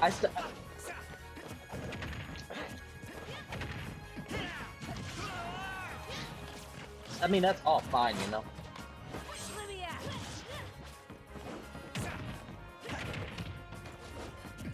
But at the same time, though, dude, here's the biggest thing that gets me too. At what point can we say that a Kirby is pure? Because, technically speaking, what if a Kirby accidentally gets killed off again? Every time a Kirby dies, literally something incredibly stronger is born. So what's the point of killing Kirbys if it's an infinite cycle of even more powerful Kirbys? Well, here's one thing in the lore, is that when Void Terminator died, it created a new universe, and that's the universe that Galactic Knight's from. But still, they literally just made up an even more overpowered Kirby. Well, obviously, so, but Kirby's even more overpowered than any other Kirby. So I'm thinking that the Pink Puffball is the most powerful because they have to die before. My theory is that they may get stronger when they die, but if they never die, they're the strongest. Because Kirby's been able to defeat every other Kirby.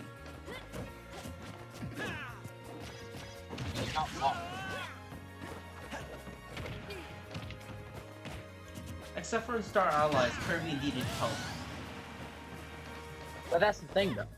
I'm just trying to say, though, dude, what's the point of killing another powerful Kirby if it just makes an even more overpowered Kirby? What happens if you kill Galactic? What's coming out of Galactic?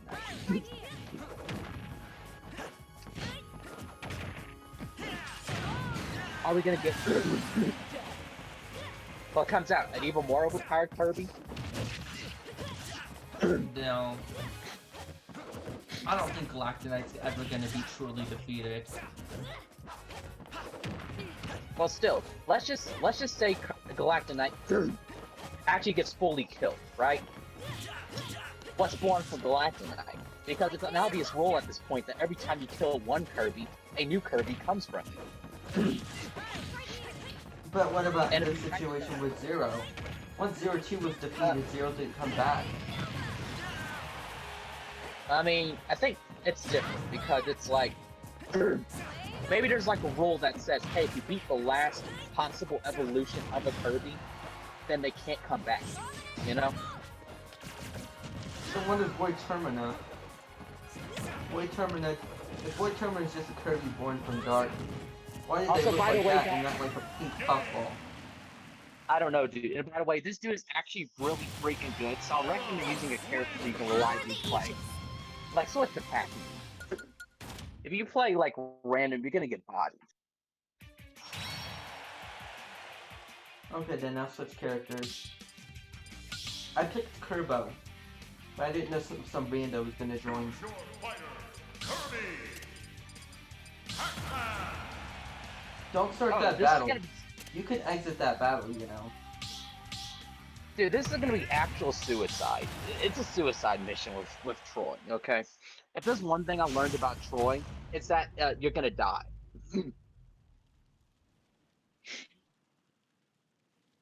I have a hard time with him. 2, 1, go. You better get in there. Best of luck. For some reason, I thought he teleported.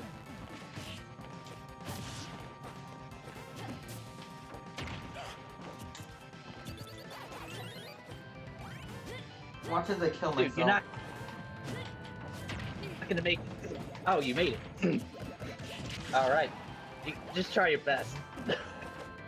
And also, let's keep talking about zeros. You know. So, to be honest with you, my hypothesis is that for the next Kirby game, they're gonna have one of two things is gonna happen, right? Either A, they do a spin-off of the Kirby franchise, which has a canon tie-in for some reason, or they do like a full canon, like make a villain stronger than Void Termina, you know? Or maybe they actually make Morpho Knight canon. Dude, Fire Hydra is literally your best friend. Every single time you give me tips, I die. And every single time I play, I actually have a Dude, you're viable doing way your of best. winning. Okay? Troy is actually difficult as hell to beat, so you know. Not in my eyes. He's literally just playing. He's playing the wait and strategize strategy. I mean,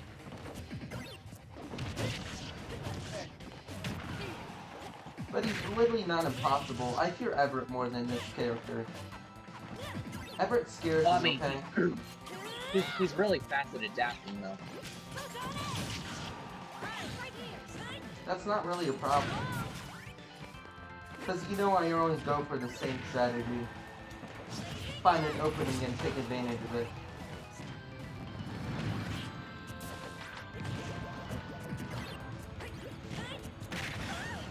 See, that was an opening right there.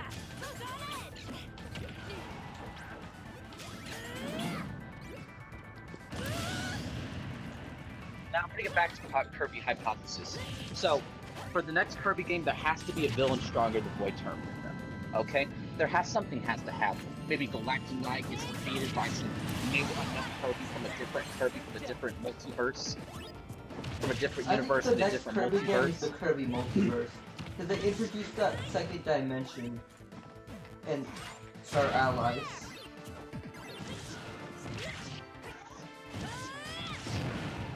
Oh boy. I mean, I guess that's true, but still, though, what if an equally strong Kirby kills Galactic Knight from a, I mean, you get what I'm trying to say, right? Yeah. So, what if a equally as powerful Kirby as Galactic Knight kills Galactic Knight and makes a Kirby stronger than Galactic Knight due to the other Kirby that's as strong as Galactic Knight killing that Kirby? Then don't you think that there's going Where to did you be even get the theory where if Kirby dies, it creates a more powerful Kirby? well, Void Terminator made Galactic Knight? I thought Galactic Knight came from this universe that Void Terminator was from.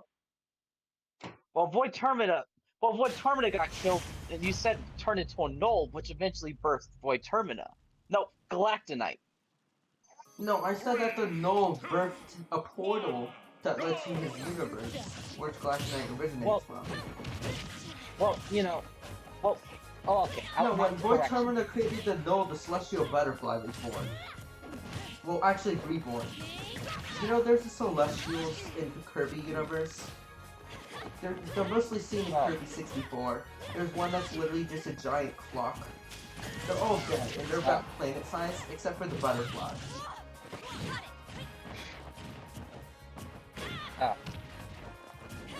The butterfly is said to be the creator of the multiverse.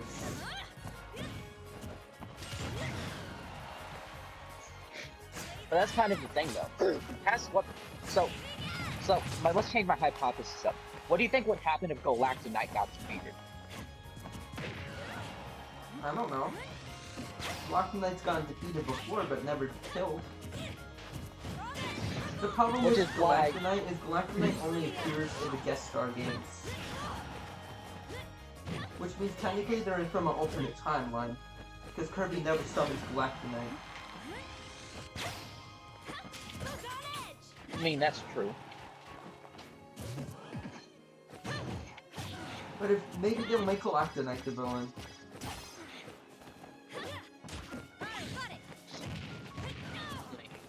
At the same time, though. What if they make Kirby the villain? And I mean, like Pink Puffball Kirby. What if Kirby somehow gets corrupted somehow by some dark entity, and you have to play as not Kirby?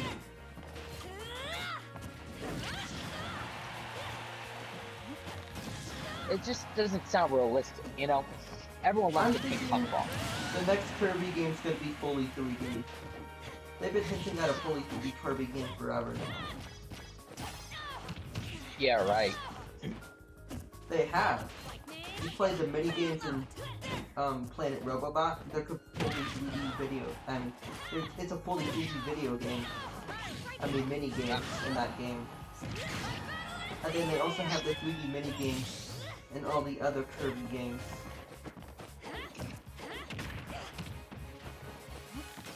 What else could they do with the 2D formula at this point? I don't know.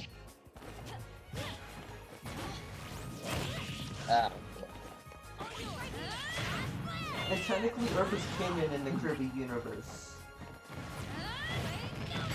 Great. Earth is Planet Shiverstar in 6th Kirby 64. True. And also, I got another hypothesis for the next Kirby game. Here's my next hypothesis for the next Kirby game. We can keep. I mean, to be honest, we can, but I just might want to just talk about Kirby theories. But, so what if the next Kirby game actually has our main Pink Puffball getting killed? It's a Kirby game. They have to have dark stories, but they're usually under the surface. I'm just saying though, what if our main, if you think about it, the main Kirby that everyone knows and loves is probably the most powerful Kirby as, well, they literally are the God Slayer.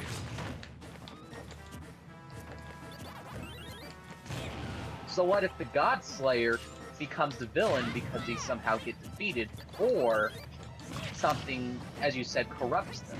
Maybe like But a the new problem power. is Kirby's born of pure light. Uh, It has to be something I mean- pretty dark. I mean, the What if- celestial what if- butterfly. What if Nintendo does it like this? I mean, how? What if they literally do Yeah. it like this? Kirby eats a bad cherry or something.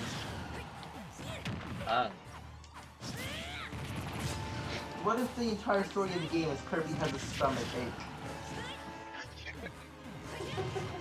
Yeah. And cataclysmic events occur. Because he has a stomach ache. Oh no. No, this is how the story plays out, right? In the beginning of the game, right? Basically, there's an interaction between Kirby and Marks, right? And Kirby's off eating his food, right? And basically, Marks destroys all Kirby's food. Oh no. Then Kirby just rages.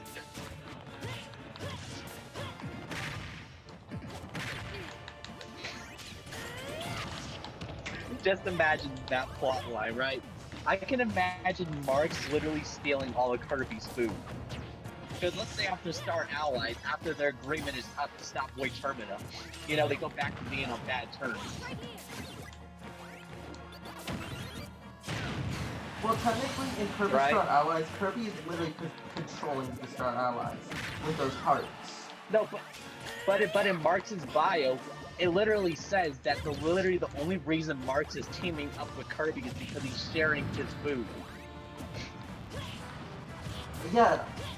Oh yeah, you're right. You gotta remember those pause screens have so much lore. So if you think about it, let's say in the next Kirby game, their agreement breaks because Marx steals all of Kirby's food. Right?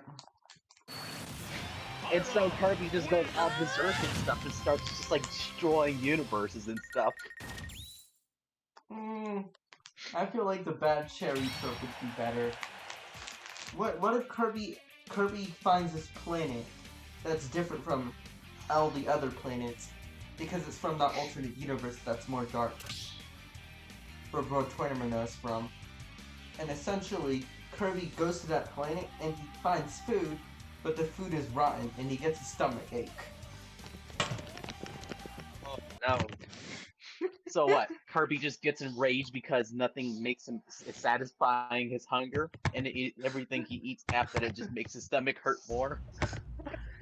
And when Kirby barfs up entire planets. 3, 2, 1, Ah, yes. go! I swear, Kirby is just a living black hole. That can also take the property of what it consumes. But that's the thing, though. Like, let's just keep going with the Kirby himself. You know, gets a stomach ache storyline. How exactly would he just send you destroying pretty much the whole multiverse? I'm pretty sure Kirby has the ability to do it. I'm sure Kirby does it by accident.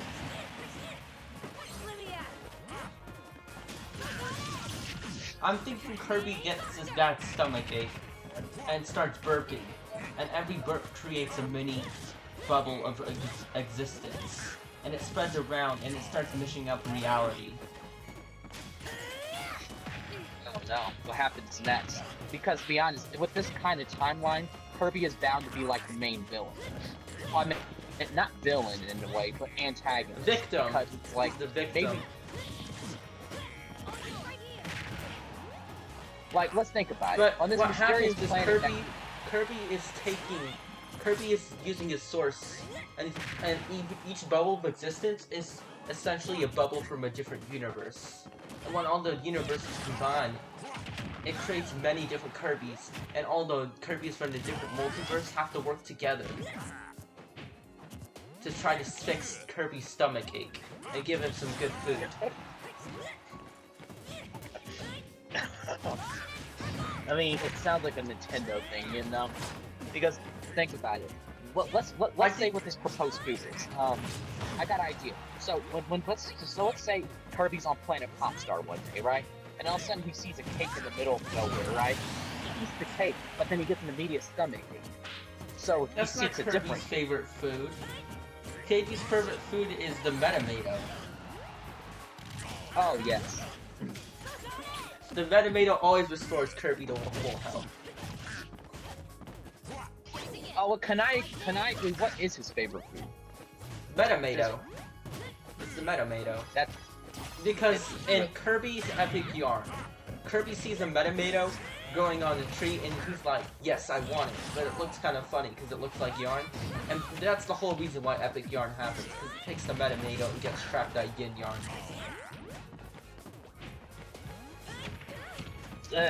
boy, I don't like Wario. And you know, the metanator, I can understand that too because his thing. So let's say you know Kirby is like on Planet Popstar and he sees like a suspicious looking metanator, like It has a in a W weird instead area, of right? an M. And it's purple. Yes. So basically, he eats the metanator, but then he goes insane immediately because he starts getting a stomach ache. So he just starts recklessly just destroying stuff because he doesn't feel satisfied. Kirby gets in it. What if the Metamato was infected with a parasite? That is also Kirby. And it's giving Kirby the worst stomachache ever. Oh no. Then in that situation, let's say Kirby is just like seeks out a better metanator. But let's say there's a main villain who, let's say, planted the bad metanator. Go! Dude, I literally thought I was think Yoshi about it. for a second. So, like, I have this hypothesis, right? Let's say there's a villain who realizes that all Kirby cares about is food. Like, let's say it's a prank from DDD, which sounds like something DDD. Yeah, DDD is Kirby's technical rival. / frenemy.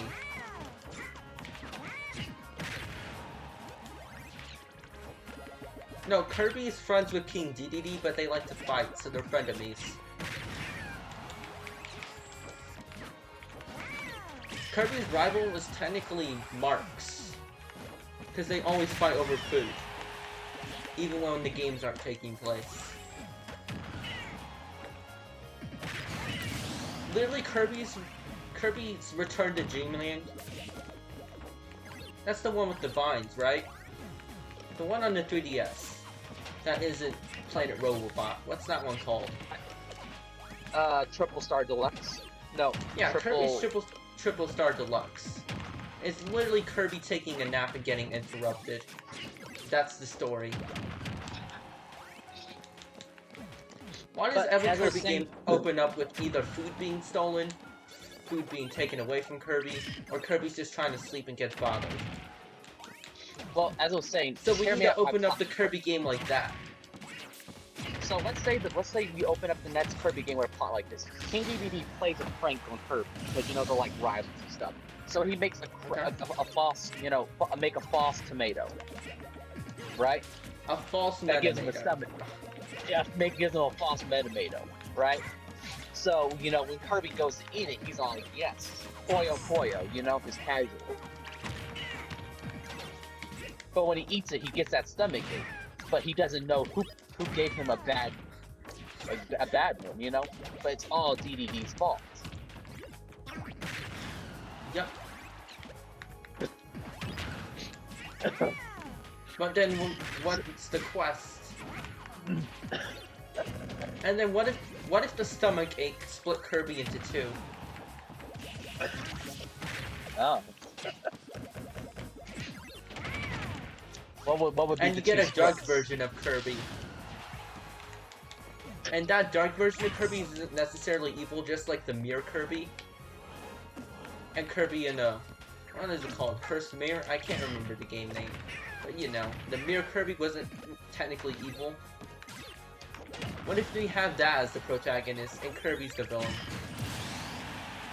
Well, I'm just thinking that maybe the main Kirby just wants some good food. And so the only way to actually tame Kirby is maybe when he basically like gets angry and splits into two. The main Kirby from the split actually starts seeking new food, but he seeks something different because maybe it takes a special remedy to actually cure his stomach aches. So maybe the game is all about maybe finding pieces of this special food that will cure Kirby's stomach ache.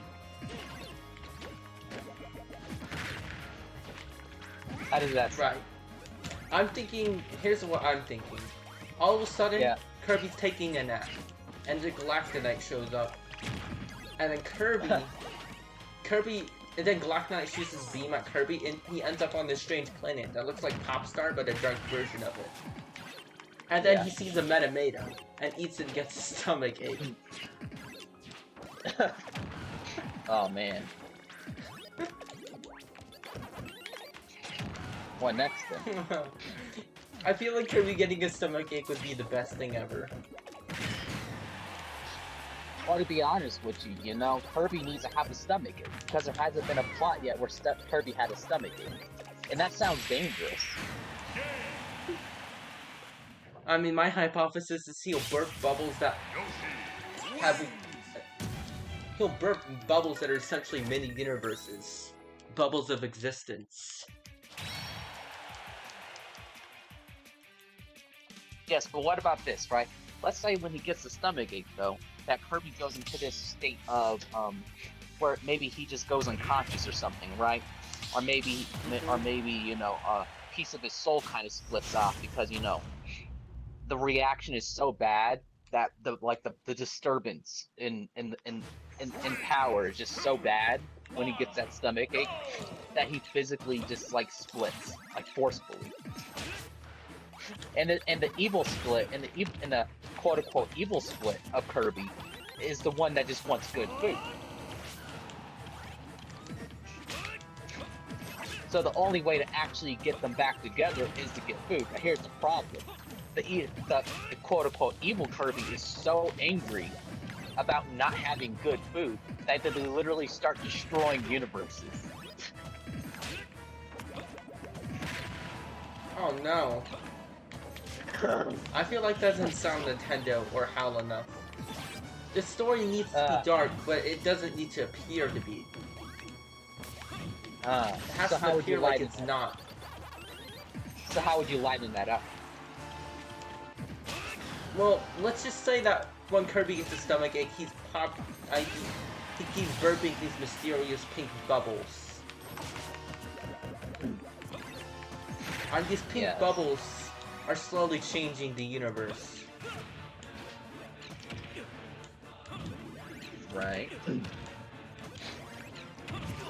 And then Kirby needs to set off on an adventure. But then all of a sudden Galactonite shows up. No, wait, no. It has to be just like in Star Allies, where everything seems fine.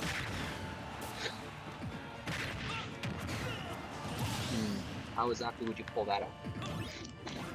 Let's say, well, we've already done the HAL machine. I mean, Kirby's already done the mecha thing, where aliens take over the planet and mechanize it. In Kirby Star Allies, Kirby travels throughout the universe to different planets, just like Kirby 64.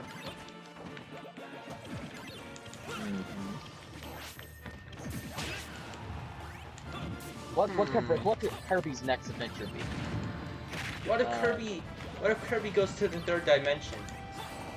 Oh wait, I have this fantastic idea. What if Kirby gets trapped in a mirror dimension for the entirety of the game?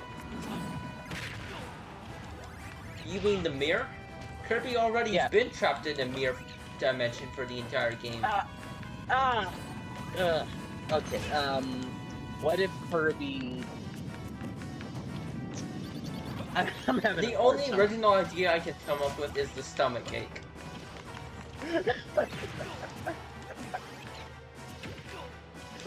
I mean, it's hard at this point. What hasn't Kirby done? Well, Kirby hasn't been the villain. And even Kirby does become the villain. Somehow he's going to become the main protagonist again. I'm thinking in this hypothetical game, the stomach ache makes Kirby upset for once instead of happy. And Oh, this no. upsetness is slowly corrupting him and turning him into a dark Kirby instead of a pure one. So what's the remedy? And then Galactic Kirby Knight gets- takes advantage of this Yes. and gives him more corrupted Metamatos. So how do you beat And then Kirby in the end? it's up to the Kirby allies to save Kirby. How do they And save Meta Knight Kirby? takes Meta Knight thinks this is so serious that he takes off his mask for once and starts using copy abilities because he thinks this is life or death.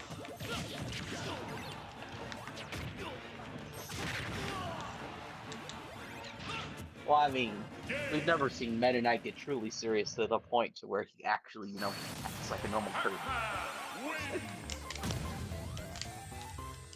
Or whatever. That's normal because Kirby every is supposed- single boss, every single enemy's been a joke up to this point. But when you have to battle Kirby, that's another story. And Galactic Knight is technically Meta Knight's rival. But they're also Kirby. Yep. And you gotta remember that Galactic Knight also has their own version of our pink puffball Kirby. And they're apparently supposed to be dark. Which is actually Void Termina. Now all this timeline stuff is getting ridiculous. But let's just say, you know, but how the real question is, how do we defeat this Kirby who's consistently being abused by being fed dark Metamatos? What, did they give him a good one? Is it like a special food he has to eat to help him? Does the corruption get so deep that they need to like make a special food? I'm thinking that they have to rebuild a Celestial. And this Celestial knows how to make this special food. And you have to gather fragments of the times of one of the Celestials and fix them up. And travel throughout the entire universe and even through the multiverse. So what, when Kirby eats this special food? So how does the final boss showdown go down? Is it like you confront Kirby, but he's all like just ready to kill you on the spot? No, Kirby is just so upset that he's consuming everything, trying to get everything good, and you get in his way. And then all of a sudden, the final level is actually inside of Kirby. Oh boy. And the inside of Kirby you think would be a black hole, but no. There's actually an inside, because what's inside of Kirby is actually a pocket dimension. Yes. So let me guess, the final stage is probably one of the hardest final stages in Kirby history. Yep, you actually have to do basic platforming. And let me guess, the enemies hit like a truck. It'd be like this. It'd be as difficult as the final level in Rystar. Oh Jesus. You know, the one with the gravity mechanic? So how many phases would Kirby himself have? I'm thinking 2. What would his attacks were? What would his phases look like? Would he use his giant sword in the first phase and just like smack you to death? Yep. And then the true final boss would be Morpho Knight. Why would it be Morpho But Knight? then, Morpho Knight would be defeated. But what we know that Galactic Knight can combine with other Kirbys, which is interesting. So let's say this. So let's say the first phase of Kirby you defeat him, right? And you have the special food, and you have the special dish that you're supposed to give to Kirby to save him from his unhappiness, right? But then all of a sudden, Galactic Knight merges with Kirby last second. Oh no. Then we get Galactic Kirby Knight? Or maybe they should And just this is call the villain Doom. Let's just call it Doom. Because that's what it's gonna be. Doom. in this new version of Kirby, it's even more broken than Void Termina. Pac-Man wins. I'm thinking that maybe. Well, we know that Meta Knight is a rival of Galactonite, so he must know how to get to. He must know that other universes exist. So what if Meta Knight goes to a different universe to try to find a Kirby to help them fix their Kirby? And that would be the protagonist of the game. So the protagonist is Kirby, but the antagonist is also Kirby. But the antagonist will be a Kirby that literally was taken over by Galactonite, who literally would become the most overpowered combination. Think about it. If Kirby himself is already a God Slayer and can literally kill just about anything, imagine combining him with Galactonite. It just makes him even more broken.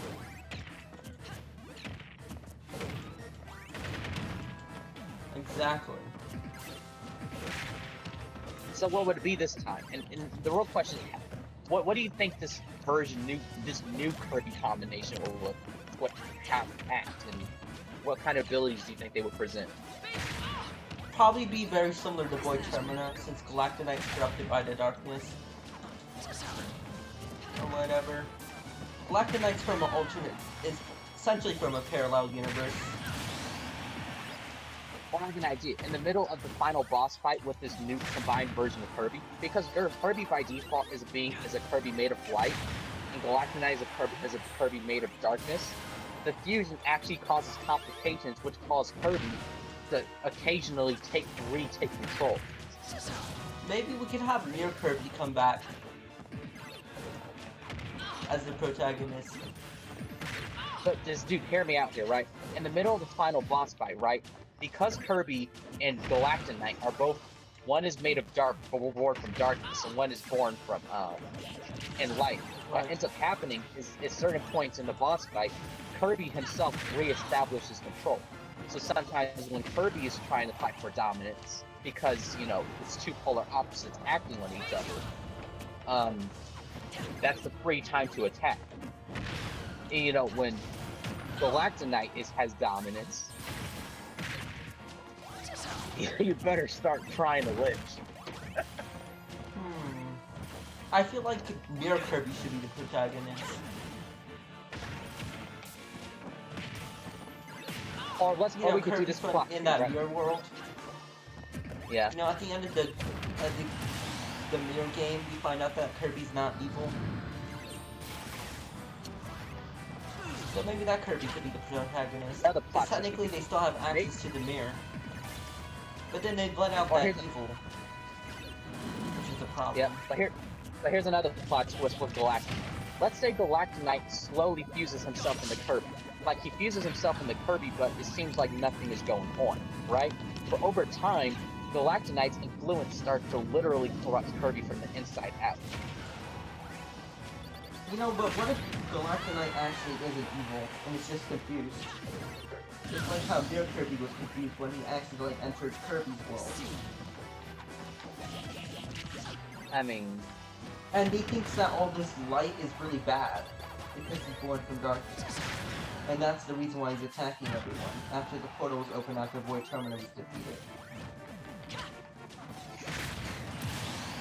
But that just further Because the way complicates he things, sees Kirby's world is as the opposite of what his world is, so he thinks it's flawed. So, but here's the thing, though. Don't you think that if Galactonite and Kirby were to merge, don't you think there will be a conflict in the actual merged Kirby, as because they're technically polar opposites, that one of them is going to have dominance over the other at times because both will end up fighting for it? What character is this? Don't you think? Huh? This is Bayonetta? What happened Yeah. to her hair? But dude, what do you think about that though? Like, the merged Kirby actually has a big flaw, and it's the fact that there's a constant fight for dominance of control. You killed yourself. That was an accident. Oh, But don't you switch to agree? random? I'm Think- sorry. But think about it, dude. If Galactonite and Kirby merged, it wouldn't be as simple as one being, because one is made from light and one is made from darkness. Because of this, they're constantly fighting for control.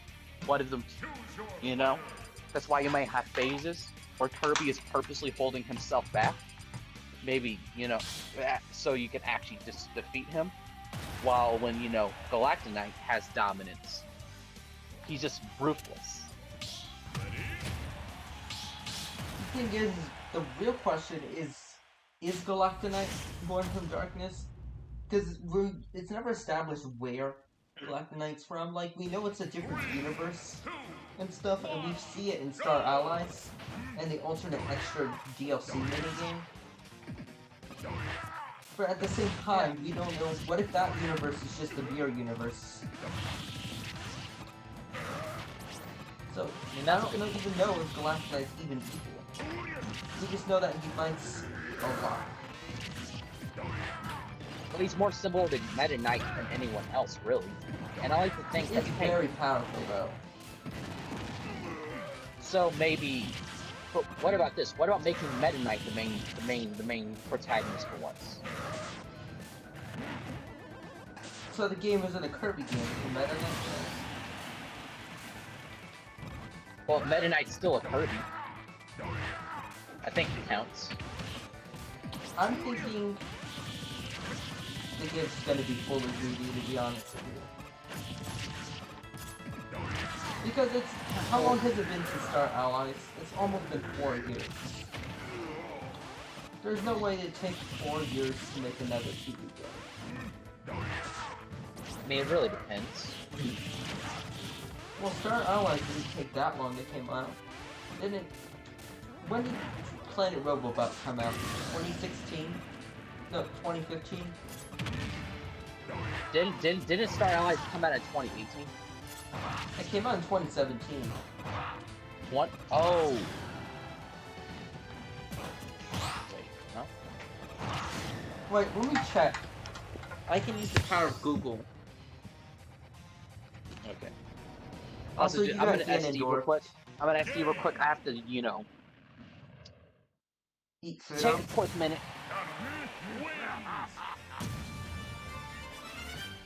Dude, we can play something else if you want. If you're getting bored of Smash.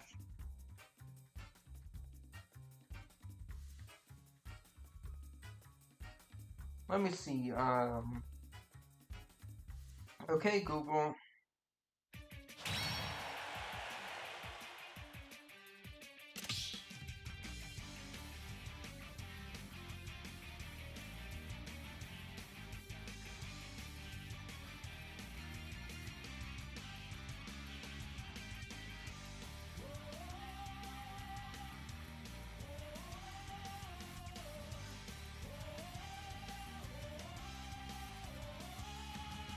Okay, Planet Robobot was a 2016 game.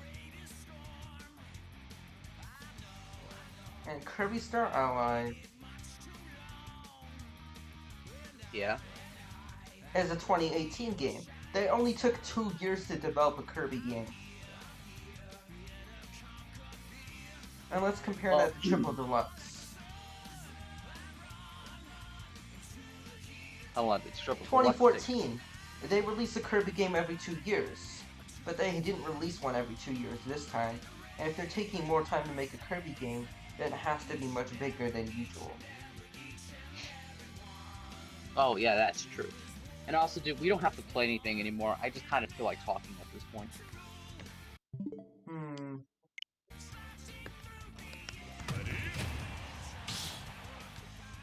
That's my honest opinion. But, hypothesis time. So technically speaking, what do you think a fully open world 3D Kirby game will look like? Well, it will kind of be like Kirby 64. I feel like Kirby 64 really made the basis. It's really hard to imagine, because, like, I'm either imagining, like, you play from first person, but you're playing as Kirby, They've or been it's like planning third a person. fully 3D Kirby game for the longest time. Kirby 64 was actually going to be fully 3D at one point.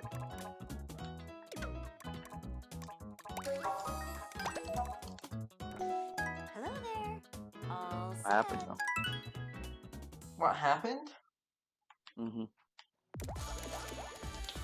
The 64 couldn't did hardware limitations. Oh, right. But the real question is, where is Kirby gonna go in the next game? Is it gonna be another game that takes place on Popstar the whole time? Is it gonna be a game where Kirby travels through space? I'm not sure.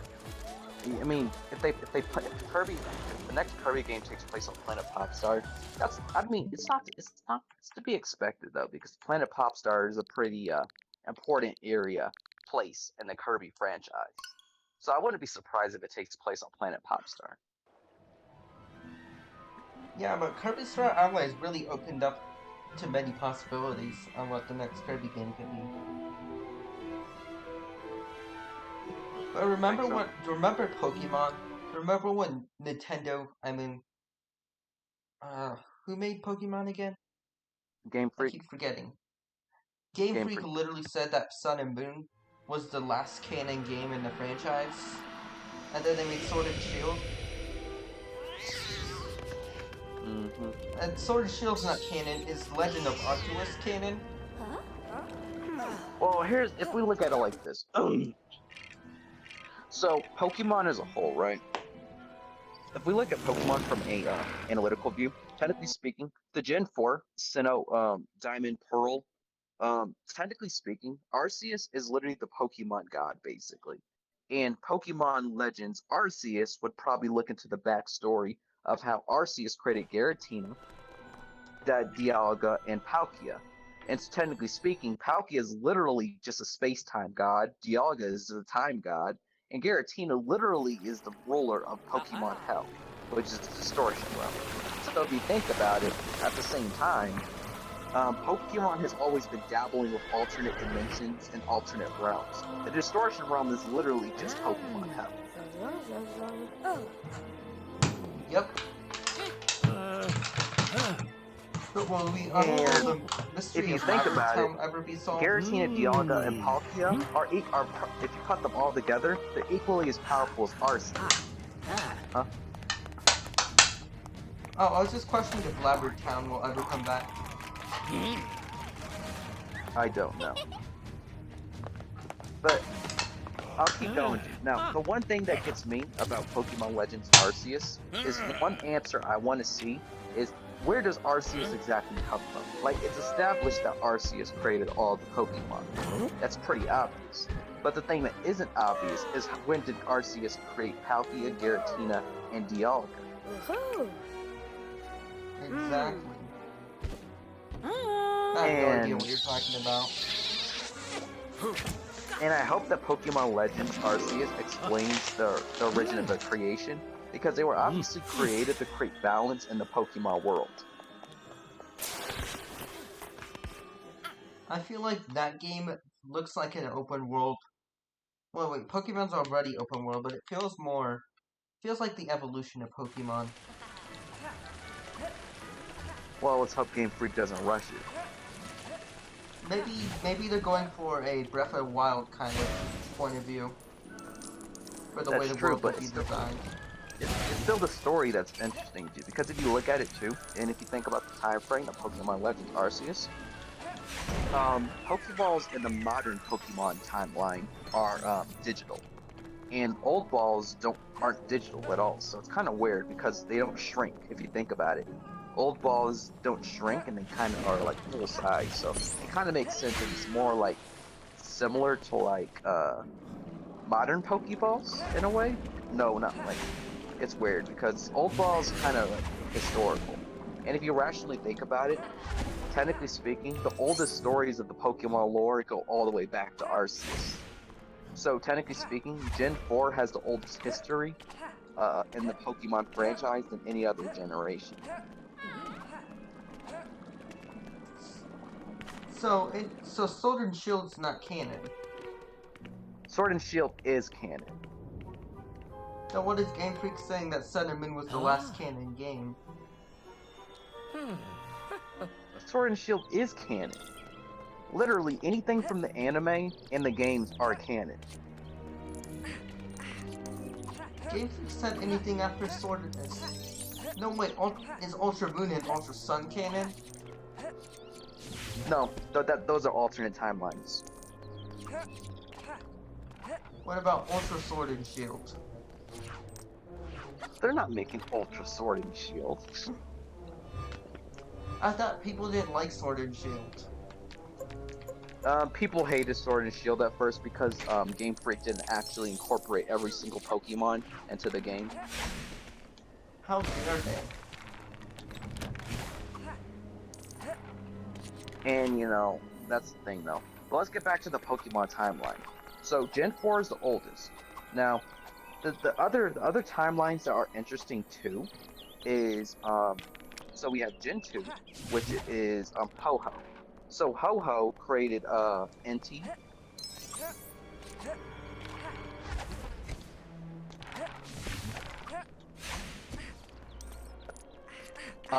Discord being Discord.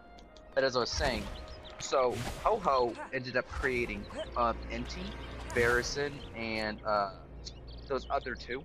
You there? Yeah. So Ho-Ho is important because they're old, but Arceus, anything revolving around Palkia, Dialga, and Giratina are still kind of super old in Pokemon history. But then you have Kyogre, Groudon, the wars between them, you know, primal forms. Because if you think about it too, primal forms are one of those things where it's like the original, most powerful version of the Pokemon. So if you think about it, the sight of Primal Groudon, Primal Kyogre, Primal Dialga, Primal Palkia, Primal Giratina, Primal Arceus. Maybe there is a primal version. You never know. Who said so? But those are like the strongest versions of them in Gen. So, you know, it kind of goes to a point to where saying which Pokemons have primal reversions and which Pokemon, in historical sense, are the most powerful. You can't top Arceus Kanai, but as you go on, you know you have Externus. I can't pronounce that. I'm talking about Gen 5, Gen 6. You know, that fairy type, you know, Dare Pokemon.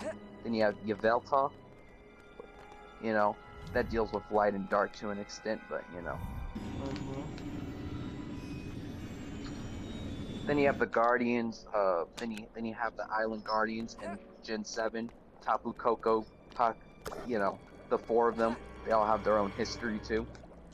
And you know, if you think about it too, if Pokemon Legends Arceus is successful, that technically means, by technicality, that they're gonna start doing like Pokemon Legends, Kyogre, Pokemon Legends, you know, get what I'm saying? And basically, they're gonna start exploring the past of each different region. But still, Sinnoh technically has the oldest region. What about the new Pokemon movie? They're making a new one? Yeah, they're making a new Pokemon movie. You didn't see the trailer? Detective Pikachu No. 2? An anime one. They're making another anime movie. Oh yeah, that's they're making those yearly. Yeah, but this one was interesting. There was this human How so? in the trailer, and they were acting like a Pokemon. Wait, what? I think I can find the trailer for you. I'll send it. So you said, can you repeat that? Was a human acting like a Pokemon? Yeah, and the trailer. This is a movie that's coming out next year, I believe. I saw it in one of these compilations of movies to look forward to in 2022. But I think I can find the trailer specifically. What was it?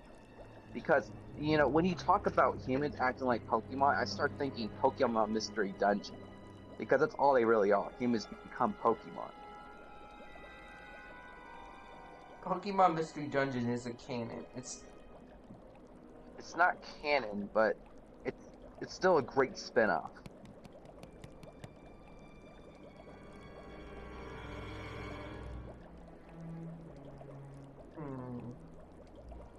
Let's see if I just search Pokemon's new movie. No, the movie is called Coco. Pokemon the movie Coco. Pokemon movie 2021.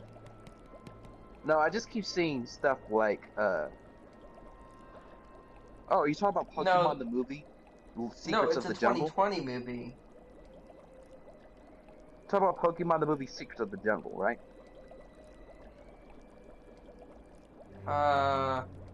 Is there a human character acting like a Pokemon in that trailer?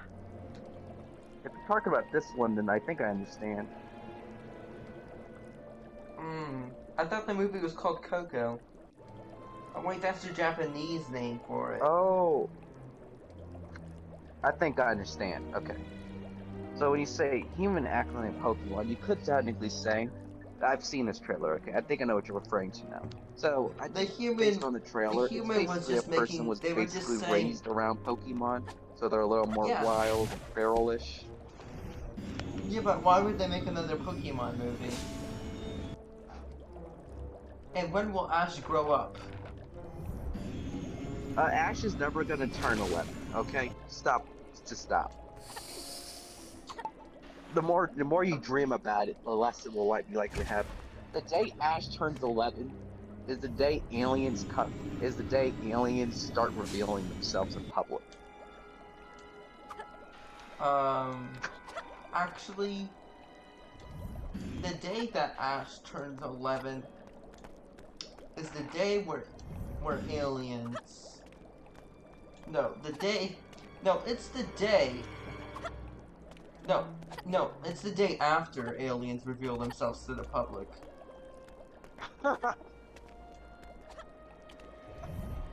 And that day. Oh no, why did I make the same color? What is wrong with me? I need to make orange. Technically speaking, in the Pokemon universe itself, is Ash still 10? Yes, Ash is still 10. Why? I don't know. Because nothing. Maybe Arceus made time frozen or something. Or maybe every year loops. So when a year ends. Once a year ends, it loops back, so no one ages. Oh. Let me talk to Arceus real quick. I want to really ask. I'm pretty sure they know the answer to this question. Really? Mm-hmm. Is that your theory? Yes. I just want to ask Arceus this quick question. Why doesn't Ash age? That's because in the Pokemon planet, a long time ago, you see what happened is because Ash is in a coma, clearly. The end.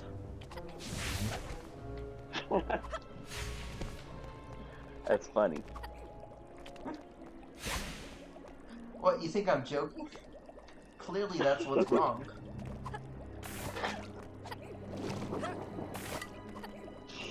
It's hilarious. Well, I don't know. I'm pretty sure Giratina could Do you tell a ever better question joke. why you never see Ash in any of the Pokemon games? Probably because he's out exploring. No. Because Ash isn't actually... No, it's because Ash isn't a character in the Pokemon franchise. Ash Right. is just this Pokemon trainer who got shocked by a Pikachu, got sent into a coma, and it has dreams about the Pokemon universe now. Wait, is that actual canonical? Maybe, maybe not. If I reveal the secrets of the Pokemon universe, then what's the point of theorizing? Well, that's true. But there's also the fact that, somehow Giratina never stays in check. True. I mean, I would think you have more control over Giratina, but obviously not. Mm-hmm. Well, I'm leaving now. Alright. Okay, dude, it confirms it. Ash is just the extra careful. But if that's the case, dude, you know, why the hell is Ash Greninja and Sun and Moon? Why is Ash and Sun and Moon? Ash Greninja. Oh, why is Ash's Greninja and Sun and Moon? That's because Sun and One Moon thing are I hate about X, Y, and Z. The coolest part of X, Y, and Z was the fact that Greninja is literally Ash's strongest Pokemon. If you think about it, there's something about Ash's Greninja and Ash himself. But personally, anime is not games, but anime is still canon as a parallel to the games. Because Ash is a character. When Ash raises a Pokemon, some special property clearly happens to them. Because Ash's Pokemon are always overpowered. And Ash made it so his Pikachu will never evolve. If you think about it. I mean, that's not wrong. Pikachu is more powerful than a Raichu. Even though he's a Pikachu. And that's because Ash clearly is using some voodoo magic here to raise his Pokemon. Yeah, what about that Greninja though? That Greninja is actually on steroids. I seriously think that Ash has some kind of Pokemon steroids. They're just hiding from us. And Oh, the let's side not effect forget is... that. Yeah. Let's not forget that Ash also earned the respect of Mewtwo somehow. That was crazy. I wonder Somehow. if Mew will destroy everything. Mew is Mew. All Mew does is fly around. What is Mew I again? highly doubt. Yes. Is Mew literally just I a wonder what Mew- Pokemon that's really rare? Well, Mew is literally that one mythical Pokemon that literally is so carefree you can't touch it. Mew is more carefree than Celebi. How? Celebi is carefree as hell. But saying Mew isn't, even more, is crazy. Mew watches, flies around, and stalks Ash. We all know this. I saw a Pokemon movie. It was called Yes. Pokemon Mewtwo Strikes Back. Oh yeah. So technically Mewtwo is just a clone of Mew, but technically speaking, they're not really a clone because Mewtwo is really different. Well, aren't they technically a... Didn't the creators of Mewtwo splice Mewtwo with another with a human? Yep, basically. So he's just a hybrid of Mew. He's a hybrid Pokemon. Yeah, for the most part, but Mew is literally that adorable Pokemon. To be honest with you, I feel like Mew loves Ash a little bit too much. To be honest, Mew stalks Ash, protective Ash. Well, maybe Mew knows Ash's secret. What's the secret? Pumping his Pokemon with steroids? No, his secret is that Ash loves his Pokemon way too much that it changes the property of their... It changes their properties. For Oh, instance, so you mean- they have the most powerful Greninja.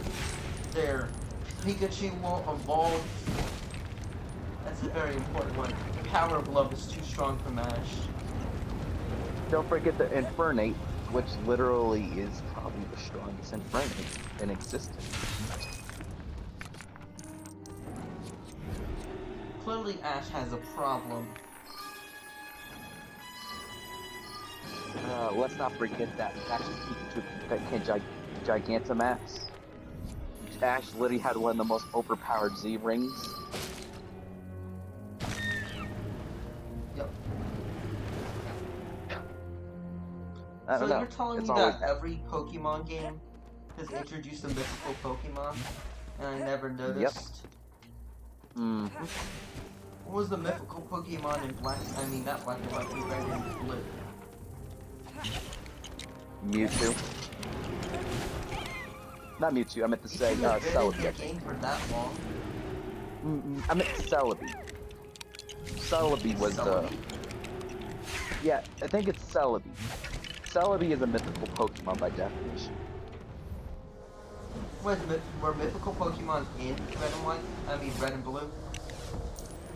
I think a Red and Blue Celebi was the mythical Pokemon. Unless I'm thinking about Gen 2 or 3. I could be wrong. Well, why haven't they made Pokemon...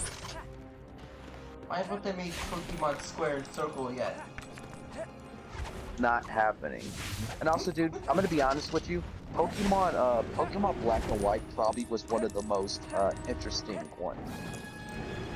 Because there's something about the Hoenn region, about the Hoenn region that kind of just screams, how do you go about this? Because Hoenn region was different because, you know, Reshiram and Zekrom, you know, the two main legendaries, they're one of those legendaries where the history of Hoenn, the Hoenn region is kind of really interesting. You know, Reshiram and Zekrom kind of go at it. They're kind of like have an ancient history of battling each other. There's also the fact that, you know, I'm trying to think. Yeah, Karam. You know the legendary Pokemon Karam, right? Nope, never played Pokemon. I played Black and White version 2. Oh, so you probably know Karam.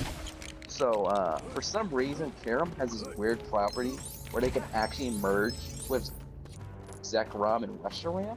But to be honest with you, future Pokemon games pull this trope a lot because the legendaries in Sun and Ultra Sun and Moon could merge with that stupid other legendary Pokemon. So I'm not sure if those games are canon because they always follow alternate timelines.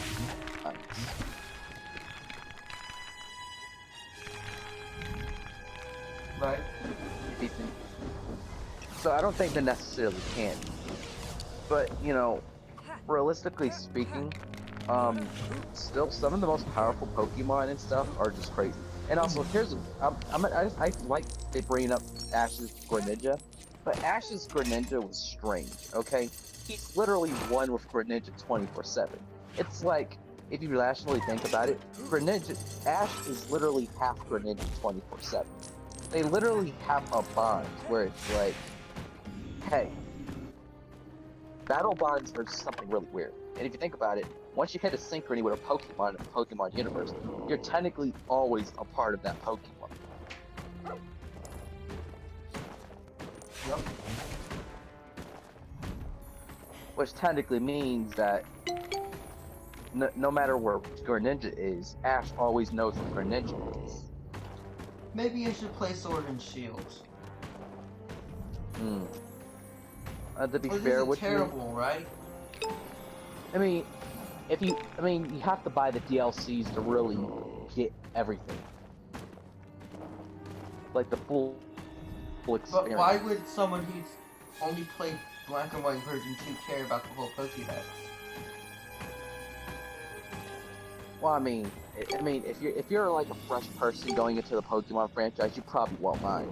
But if you're a person like me who has like over hundreds and hundreds of Pokemon, and you just want to just import your Pokemon over, then some aren't going to be able to go through. Oops, didn't mean to do that. Wait, I can import my Pokemon from Black and White version 2? You have to. What you basically have to do is you have to get this application on your 3DS. You have to use the Pokemon transfer tool to transfer the Pokebank. Then you have to go on the Switch and get the new Pokebank for the Switch to transfer it to Sun and Moon. I meant to say Sword and Shield. Oh. Is that a free application? I mean, you have to pay for it. It's like a $5 subscription. But basically, you transfer it, you use the DS transfer tool, move it all to Pokebank. Then from Pokebank, you move it to the actual Switch version of Pokebank. which you could then But my transfer over 3DS to can't Sword and read Shield. games. I keep accidentally hitting the music button too many times. But the Pokemon can't. I mean, my 3DS can't read games anymore. Yeah, that's true. If I put a cartridge in there, it doesn't read it. Well, that sucks, dude. Otherwise, I'd probably be playing 3G Land right now. Because 3D Land is superior. I mean, to an extent, that's true. Oh, that reminds me. The most suspicious and mysterious Pokemon in the Pokemon franchise are probably Deoxys. It's probably Deoxys, to be honest with you. I mean, you know, no one knows where Deoxys came from. Why? I don't know, and I'm pretty sure Do you think Deoxys Pokemon are themselves just humans? I don't know. Because to be honest with you, Deoxys is just literally a space spaghetti noodle. Oh, they probably came from space. Somewhere. Maybe a different universe. Because to be honest with you, Right. Pokemon has already proved that there are already alternate dimensions. So who knows? Deoxys could have came from an alternate dimension.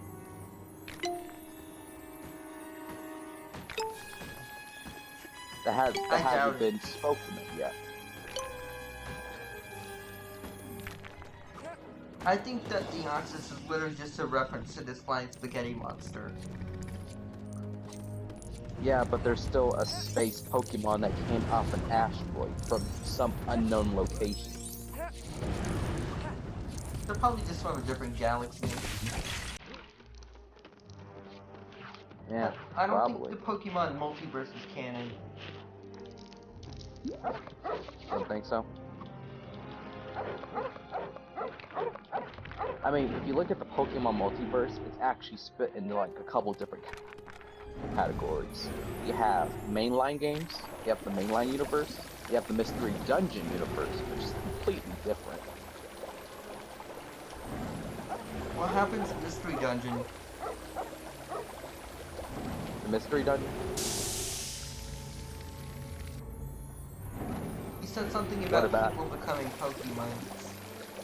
Yeah, that's basically Mystery Dungeon.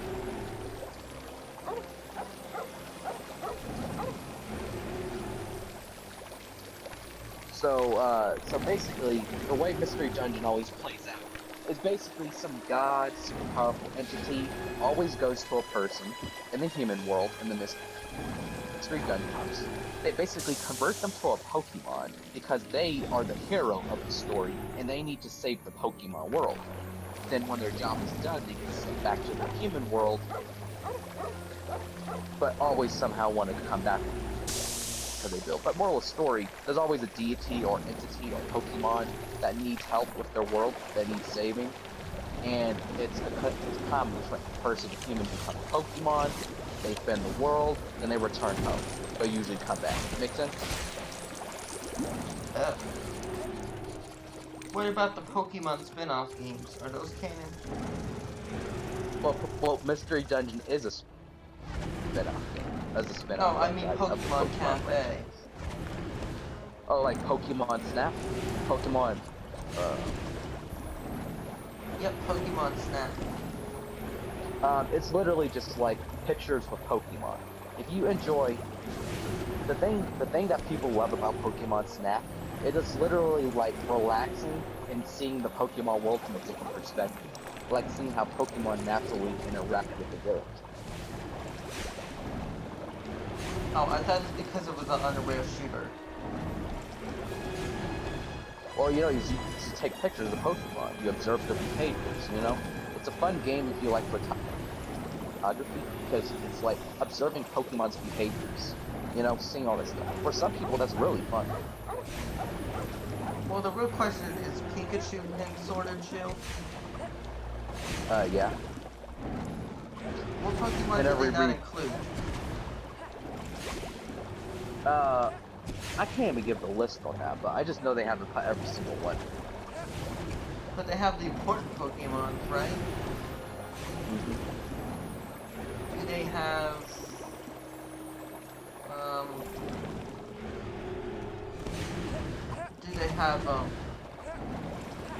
Pidgey?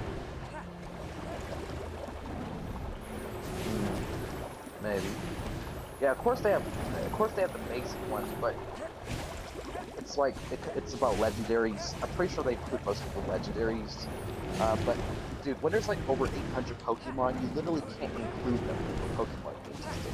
Every generation just adds more and more and more Pokemon, and for every new generation, it's harder to import each and every Pokemon. But the real question is,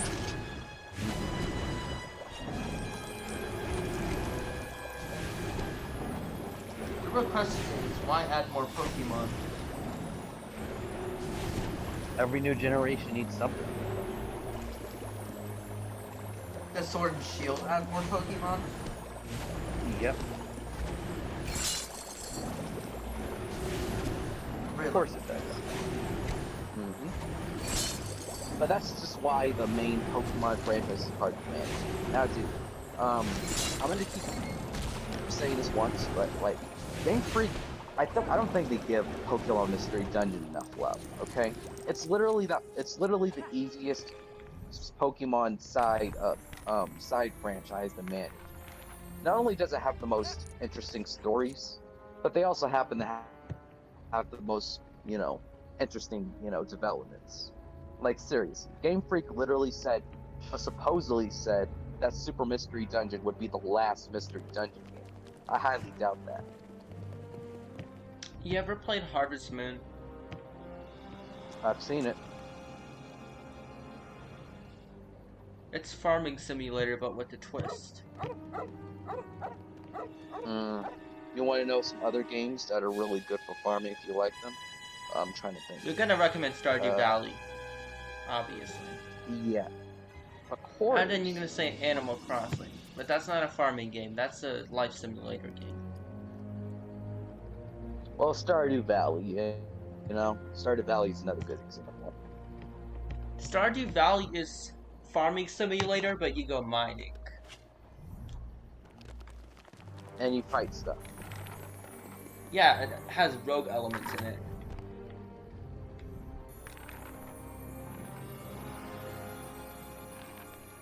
I mean, that's my honest opinion, but it really depends. I don't know if I Plus, like farming simulator games. I enjoy there's Slime literally Rancher a- way too much. I think it's there's the literally only a farming game- simulator I will play. There's literally a game called Farming Simulator. Yeah, but that game doesn't need to exist. It's too realistic. And I'm pretty sure people aren't gonna pay $60 for it. People actually do pay $60 for a farming simulator. They paid $60 for Farming Simulator 96? What did they change? I say if you have Farming Simulator 98, why get 96? I mean, have you seen the CypherNet? Farming Simulator is popular. Farming Simulator. Yeah, but they have Farming Simulator 1832 now. No, Remember people Farming want more Simulator farm. went on a hiatus, and people wanted it back. Don't know why. It was only about 100 years that a new Farming Simulator game was made. And another one was made. But people love Farming Simulator. I doubt it. Don't listen to them. I don't know, When maybe people love maybe I'll play another Farming Simulator, but I want to play Slime Rancher again. Maybe you should just play Farming Simulator. I don't think that game's on the Switch. I don't have an Xbox anymore, remember? Oh, right. Dude, why don't you just like save up like $300 and buy a Series S? Because Series S's are not available. They're out of stock. Wait, seriously? Yep, and an Xbox One X is $500. And I can't find regular Xbox Ones. Microsoft stopped making them. Whoa, yeah. Because the Series S is literally the replacement to the Xbox One.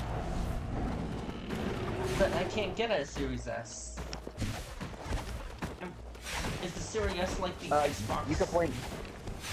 Is it like the Xbox One S? The Series S? Yeah. Because the Xbox Yeah, One S basically. was one of the worst consoles for an Xbox. That game, the Xbox One S could not even run Slime Rancher without lagging. Well, yeah. And I can't play a console that lags when you play Slime Rancher. Imagine it trying to run Subnautica. Please.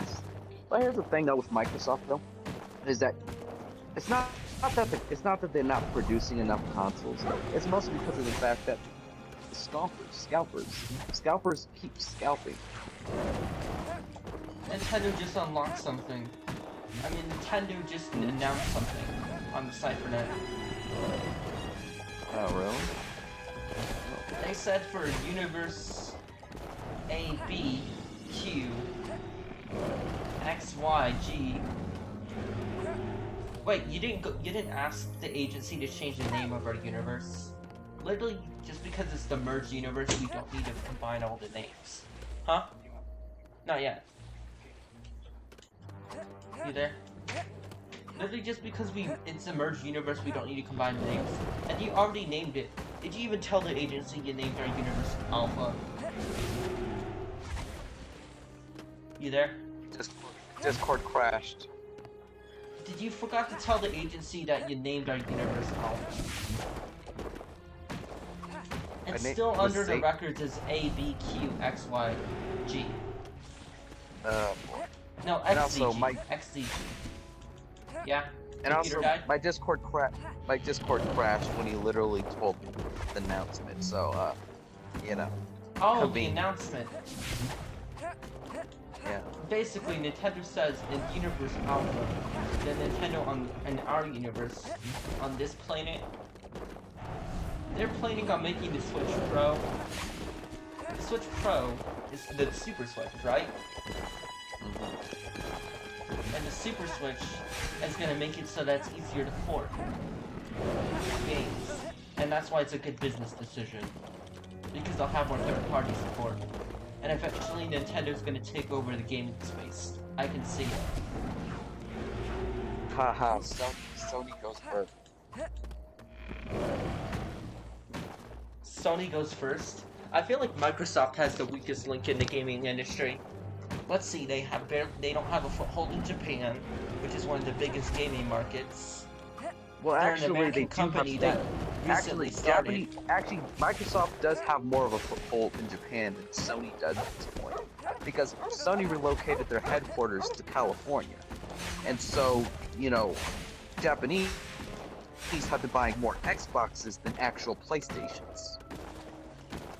Yeah, but I'm talking about in the past. Oh, right, yeah, then, yeah, that's right. But Microsoft's primarily a tech company. But if we're really talking, which is the weakest company, technically Nintendo is. Because Nintendo's only a gaming company. If their gaming part of their company fails, then they'll barely have anything left. Well, I mean, But luckily the console wars aren't happening anymore. that's true. But here's one thing I can say. I genuinely believe that Sega will get back to the console market one day. You think so? I feel like Sega's better as a third party. Well, here's why I say that Sega will get back into the console work or business one day. You know, so let's look at it like this. Sega, they stopped making consoles after the Dreamcast because, you know, when Sega were making consoles, they were really innovative with their technology. The Dreamcast only fail because it was too advanced for the time, and no one understood how the tech worked. Now, if you think about it, if Sega took another shot at making a console on the modern day and started small again, maybe started with handhelds again and stuff like that, Sega could eventually work themselves back up to the prestige they were before they made the Dreamcast. Because if you truly think about it, the Dreamcast was a magnificent console for its time. But because no one really understood it at the time, it was just not good. The PlayStation 2 was just better in so many different ways. And they were also dealing with a broader console market. If Sega would decide to jump into the console market, especially at a time around now, where anyone can make a console and blow up and not have to deal with too much pressure, technically speaking, Sega could be really successful. Well, I'm actually curious. Do you remember the order that you got your consoles? What was the first console you had? It was actually a SpongeBob console. It was basically a movie player and a console thing at the same time that had this really strange SpongeBob game I loved. Is it like, you climb a bunch of towers or something? I think so. I had the same game. Well, my first console was the, Sega Game Gear. And I had Sonic 2 on the Game Gear. So I can't say one thing though. The console I grew up with the most, and the game I grew up with the most was Paper Mario Thousand Year Door. That game is a classic to this day. It's one of my all-time top 10 favorite games of all time. No, my number one of all time still. No game has topped my love for that. But I kind of grew up with the GameCube. One of the games I played a lot was like Sonic Free Riders. Or Sonic Riders. Sonic Riders, I'm going to say. I get it confused. So it was Sonic Riders. Sonic Free Riders is the last game. Yeah, that's what I'm saying. I corrected myself. I kind of just was I played Sims 2 a lot, you know? I love The Sims 2, okay? That game is hilariously fun. Well, what was your second console you owned? GameCube, Wii, GameCube. Well, here's how mine Xbox went. 360. Yeah. So it was Sega Game Gear, and then a PlayStation 2, and then DS, then Wii, and then 3DS, and then I bought myself a Switch. And then I got an Xbox One, and then I bought a Switch. Well, I'll finish up my order. After the Wii, I had an Xbox. Then after the Xbox, I had the Xbox One. Then after the Xbox One, the Switch, obviously. But in between all the consoles I've had, I've also had the 3DS, which was after, I believe, the Wii. I had it. But I had the original 3DS, and I had the 3DS XL, but I never got the new Nintendo 3DS because I thought it was a waste of money. No, it wasn't. You could play Xenoblade Chronicles on that thing. I don't want that. But, as I was saying though, my console stuff, it's just, dude, I still think the GameCube is probably one of my most favorite consoles of all time. Growing up with that thing was amazing. Dude, the first Sonic game I played was literally Sonic Adventure. Oh, my first Sonic game was Sonic... Oh wait, you already know. But my first 3D Sonic game was Sonic Heroes.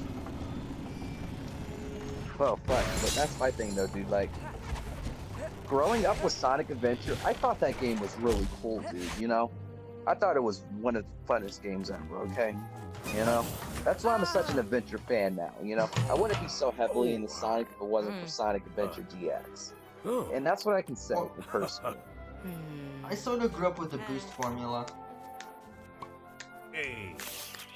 The second 3D Sonic game I played was Colors. And Colors is a masterpiece. And dude, when I talk about how great the Chao Garden is, you also have to understand too, that I'm not one person who literally love the Chow Garden to death. Okay, I don't care how much time I spend.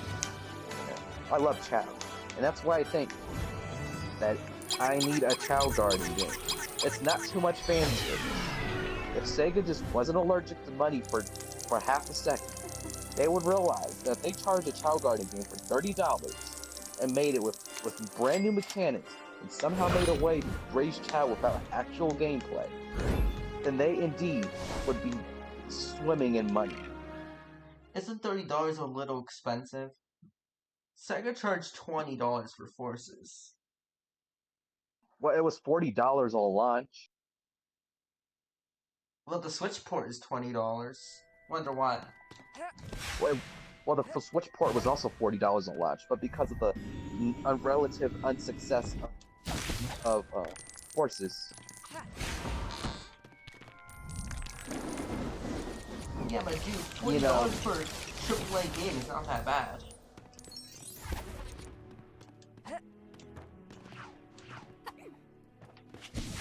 You think so?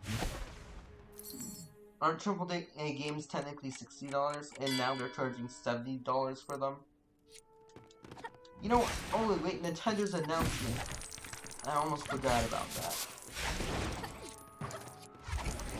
The head of Cyphernet Nintendo literally said that Nintendo on this planet, they're planning on making it so that there isn't Switch Pro exclusive games at first, but eventually there will be, once they start manufacturing Switches.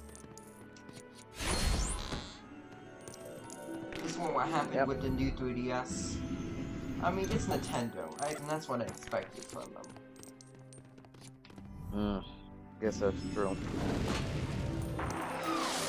And apparently Breath of the Wild 2 runs at like 30 frames on the old Switch, which is very sad. No, I think I got new leaks from Breath of the Wild 2. In the mid-part section of the game, there's a part where Ganon is literally flexing his muscles in front of Link. And the only way to defeat Ganon is to flex Link's muscles harder than Ganon's. Nintendo of our Earth wouldn't do that. What do you mean Nintendo wouldn't do that? That sounds like something Pretendo would do.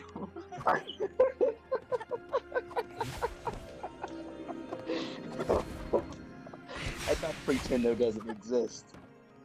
Yeah, they do. Pretendo. This is the way it works. Cyphernet Nintendo owns every single Nintendo in existence, and they're either directly or indirectly influencing them. And Nintendo is owned by Pretendo, which is owned by Sega of the Cyphernet. I mean, Sega. And Multiversal Sega. Cyphernet Sega. Yeah. And Cyphernet Sega does not own Sega on this planet. Pretendo, actually. No. How? No, wait. No, the person who owns Sega no, Cyphernet Sega doesn't own Sega on this planet because they think they're the disgrace. Oh. But technically, Sega owns Nintendo. Even if Nintendo doesn't know or realize it. But you gotta remember that Cyphernet Pretendo, owns Cyphernet Sega.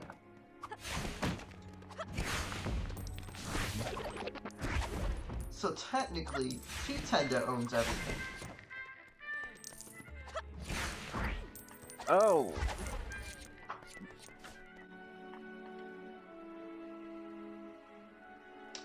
Did I give you a headache?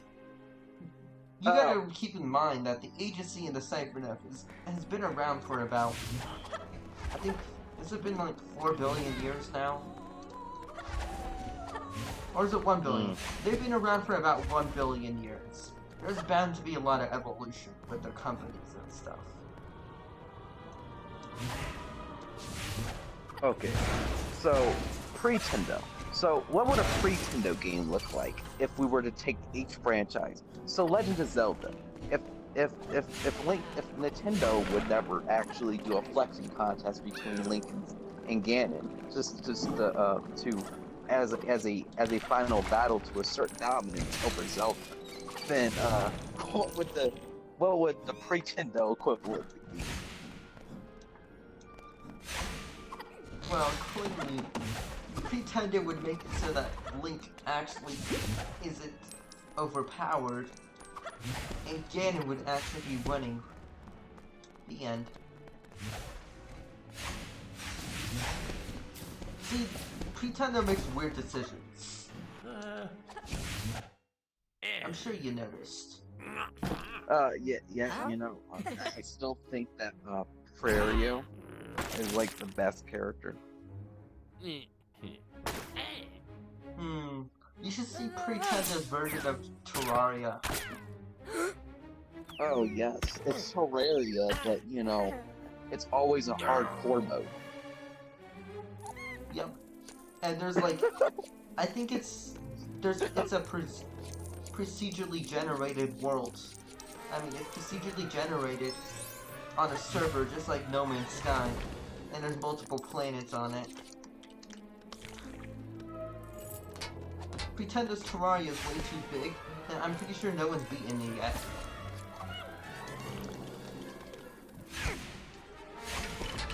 And people have been playing that game for about 200 years now.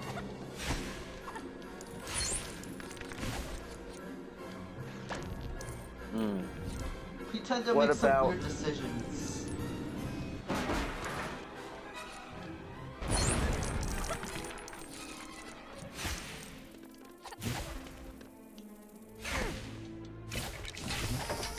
You still there? Yes. What about Minecraft? I'm pretty sure that their variants of Minecraft is basically like hardcore mode. It's I think there's like 10 dimensions. Yeah, but that's only in update 1. Right. So the real question is, I'm pretty sure your company, no wait. No, the real question is, what's the most powerful CypherNet gaming company? Ha. I honestly think it's CypherNet Sega.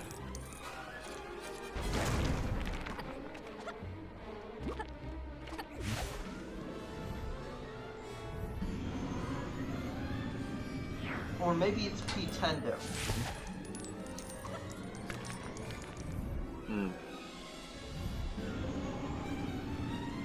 Maybe.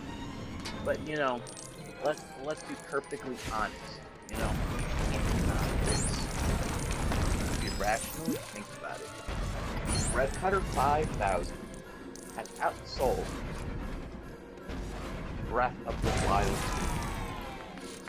by over 1,000. The remake of Breath of the Wild 2?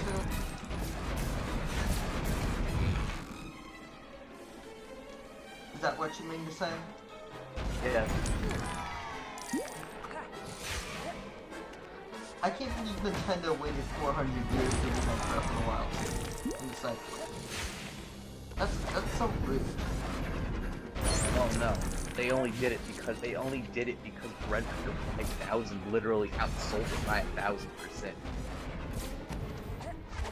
But Bread Cutter 5000 is clearly the best game ever. And once you made the Make Your Own Sandwich update, I think it was the end for any sales. But you gotta remember that literally Sega, CypherNet Sega's been on top of their game, and is a close second to Bread Cutter 5000 with their new Sonic game. Yeah, you mean a ripoff? No, it's not Bread Cutter. It's not Bread Cutter the ripoff. They called it Hot Dog Cutter 5000. No, it's Chili Dog Cutter 5000. No, it's And it's a spin-off game.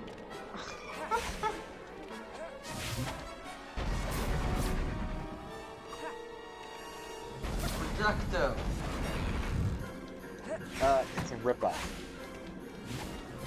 No, it's not. CypherNet Sega didn't make that. It was CypherNet Lega. It's just Sega published it. Cybernet Sega published it. And I'm pretty And, you sure know- Lega may own Pretendo, but I'm not too sure.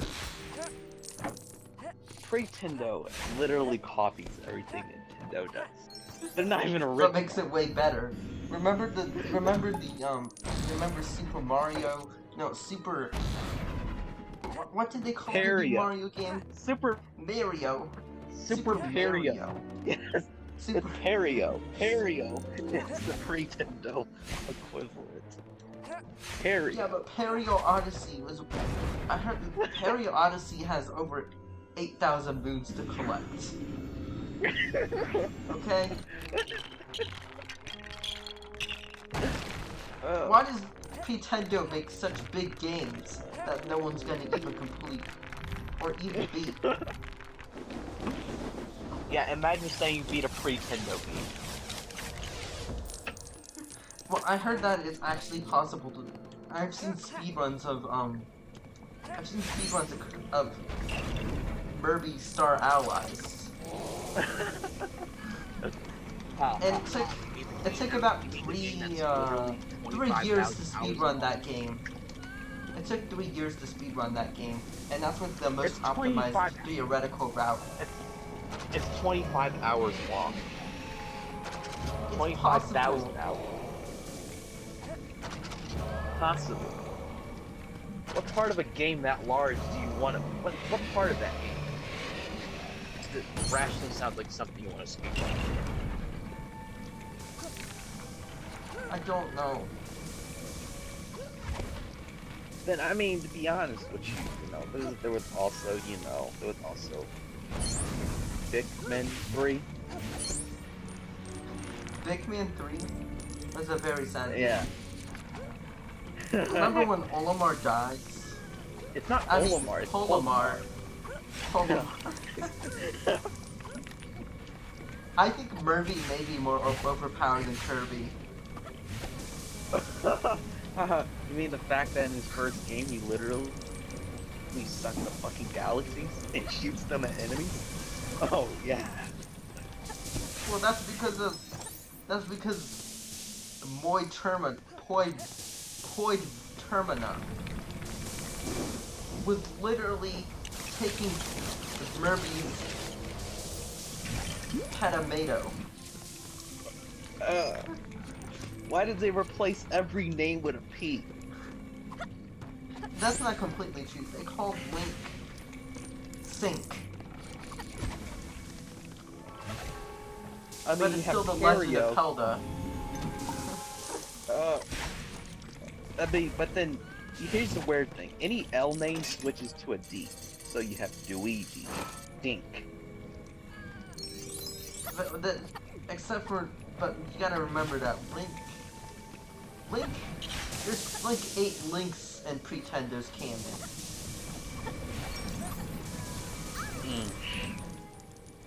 And like almost every single Pretendo game involves a multiverse of sorts. They just love making their games way too big. Oh yes. I think you're But I preferring. think Lego may be worse.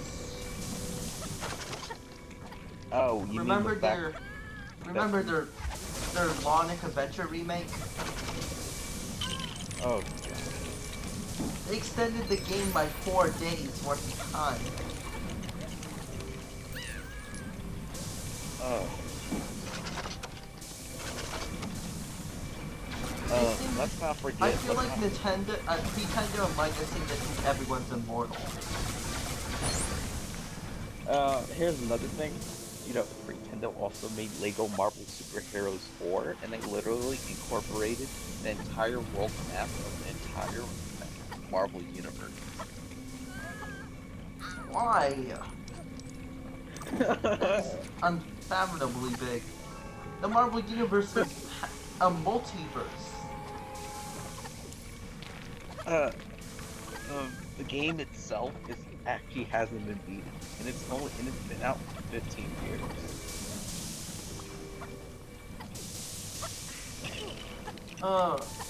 When are you gonna make Bread Quest 2? I need to stop being begged for it. I've literally said that every time I get asked, that's another 5 I minutes. know, you're that I'll making delay. Bread Credder 10,000 first. Right after you make the sequel to Flip the Table. No, I'm not making a sequel. Yes, you are! All the puzzles you're releasing are not good anymore. You could give the game some fresh air. Okay, the other puzzle, the Nightmare Table of Celestial Doom was so easy. All you had to do was go back in time, alter the timeline of the table, and then you had to do some rocket science.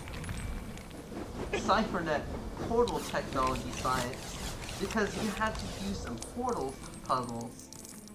And all you had to do is essentially reverse time until the table was not celestial, and then destroy the table. That was an easy puzzle. I mean, yes, it Yeah. involved a lot of math, but it was just math. And people complained at me when I made the Infinity Table. Oh my. Oh wow, what's infinity times infinity? Oh, how do you defeat the infinity table? It's easy. You People- get the null table. Oh, you know, people, I don't know, I don't get this. How do people keep seeing the cameo for the Verizon table? I don't get it. Oh no, people want you to add in a Geico table. They think, remember when Geico made that fake ad with Codex in it, which is you? Yeah. And people thought that the game that they were showcasing was real, and they really thought the Geico table was DLC.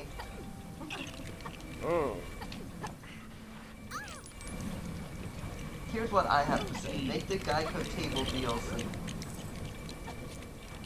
You know, the meme has gone too far. Geico actually wants me to make a Geico table.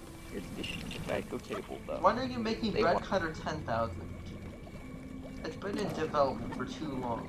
I tell you, it takes years. No, it doesn't. Why don't you just use Project?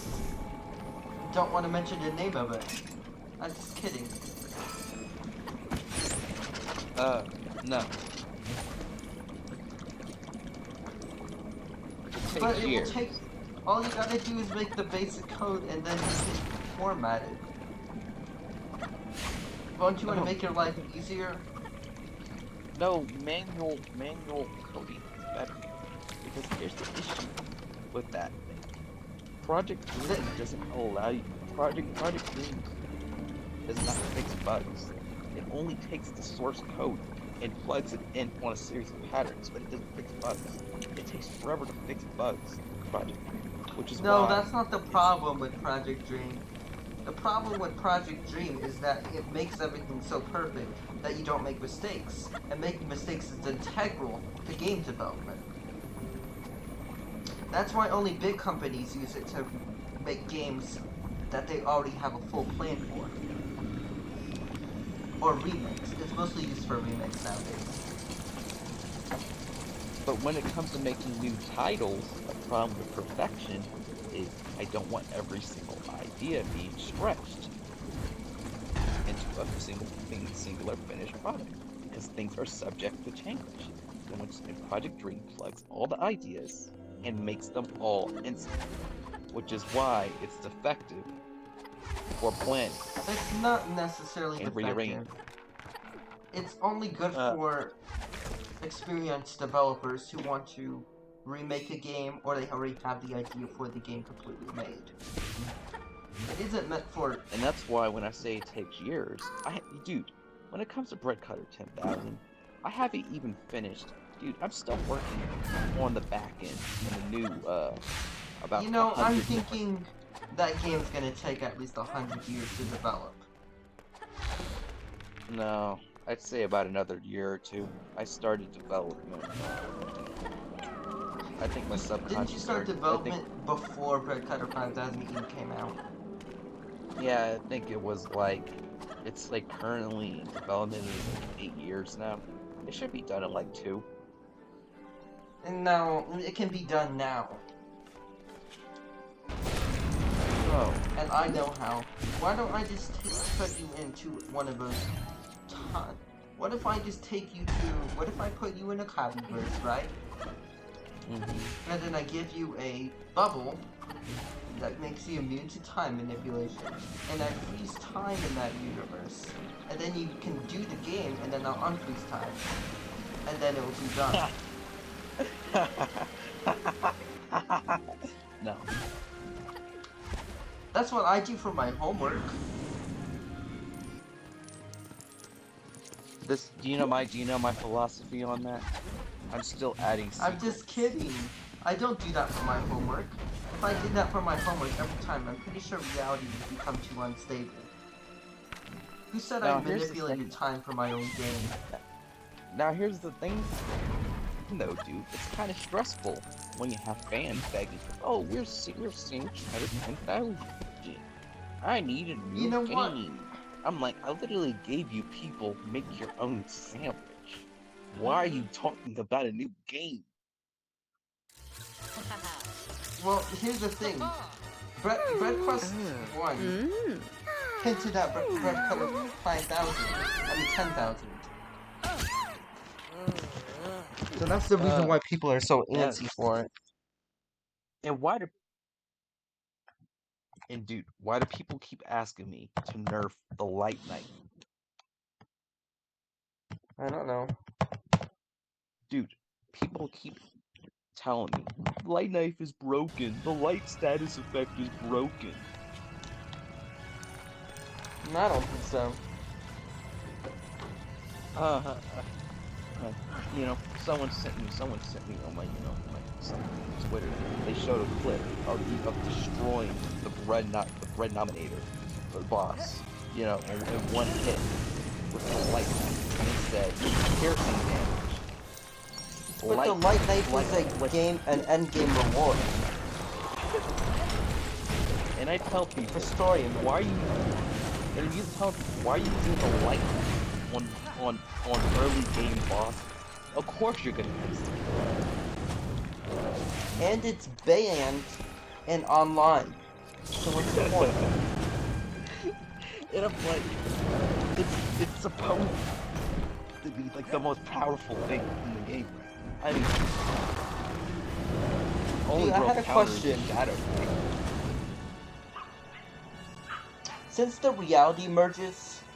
two realities merged, does the Technoscape still exist for Technoscapers?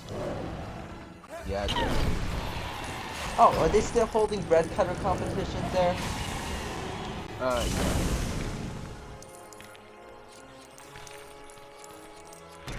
Somehow people figured out how to beat the Galacta Knight. The Galacta Loaf.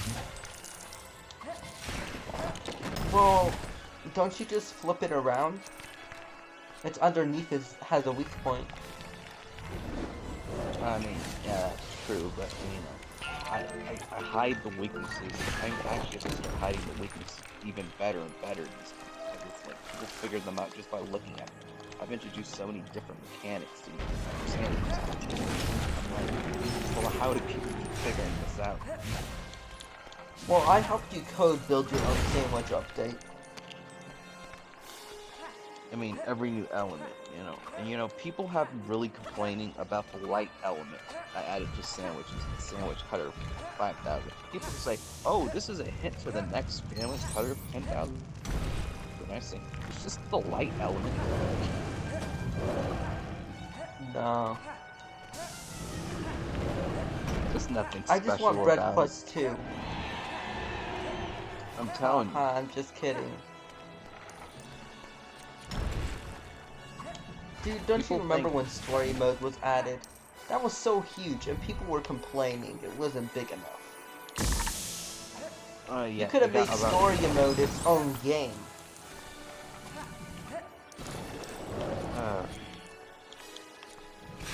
That's why people literally.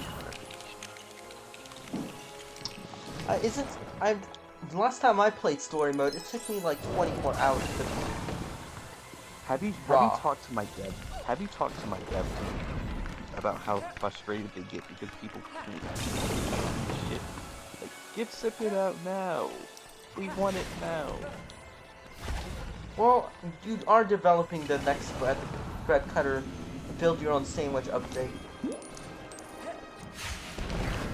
Okay, dude. The only reason people are demanding it so much is because last week I told one of my employee leakers to drop an image of the build your own sandwich menu, like Cutter 10,000. Yeah, it's not alright.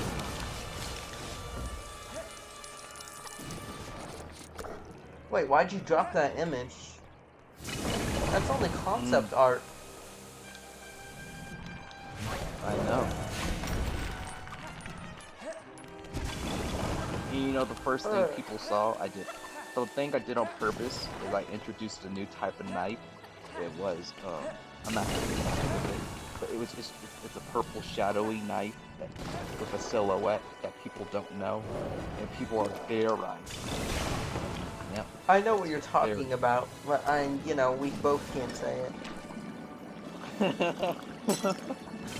You know, it was just like a slight, screenshot of the knife disintegrating. I'm sure you know that I still have access to the code to your game, right? Ever since I helped you develop build your own sandwich. I like to pop in and help your dev team sometimes. So I do know all your secrets. But what if someone from Syphonet is listening right now? Oh, that's fine. That's why I'm being super quiet. Let's give them one hint, so they'll be quiet about it. Let's say that it starts with an S. It's better not that way. And besides, when I drop purposeful concept art to pre-existing concepts, the only thing I really showed was that mysterious purpley knife disintegrating the low. Let's talk about FNAF 8. No.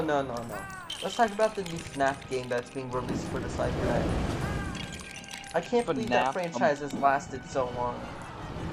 You mean FNAF Emergency Breakdown? Like seriously, how can a franchise last for 1,000 years? Well, here's the issue with FNAF Emergency Breakdown. At this point, Glitch Trap is becoming too powerful. It's like the plot twist with Glitch Trap exploiting Scott himself was the biggest plot twist of all time. Yeah, why won't Scott just end the series? It's been 1,000 years. I think it's been long enough. The fact that Glitch Trap now canonically controls Scott is dangerous. Exactly.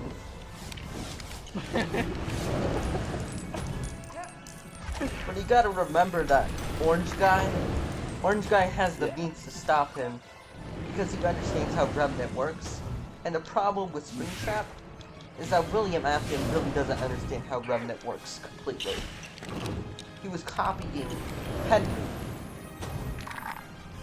So to be honest with you, I think that in the next game, Henry's gonna end it once and for all.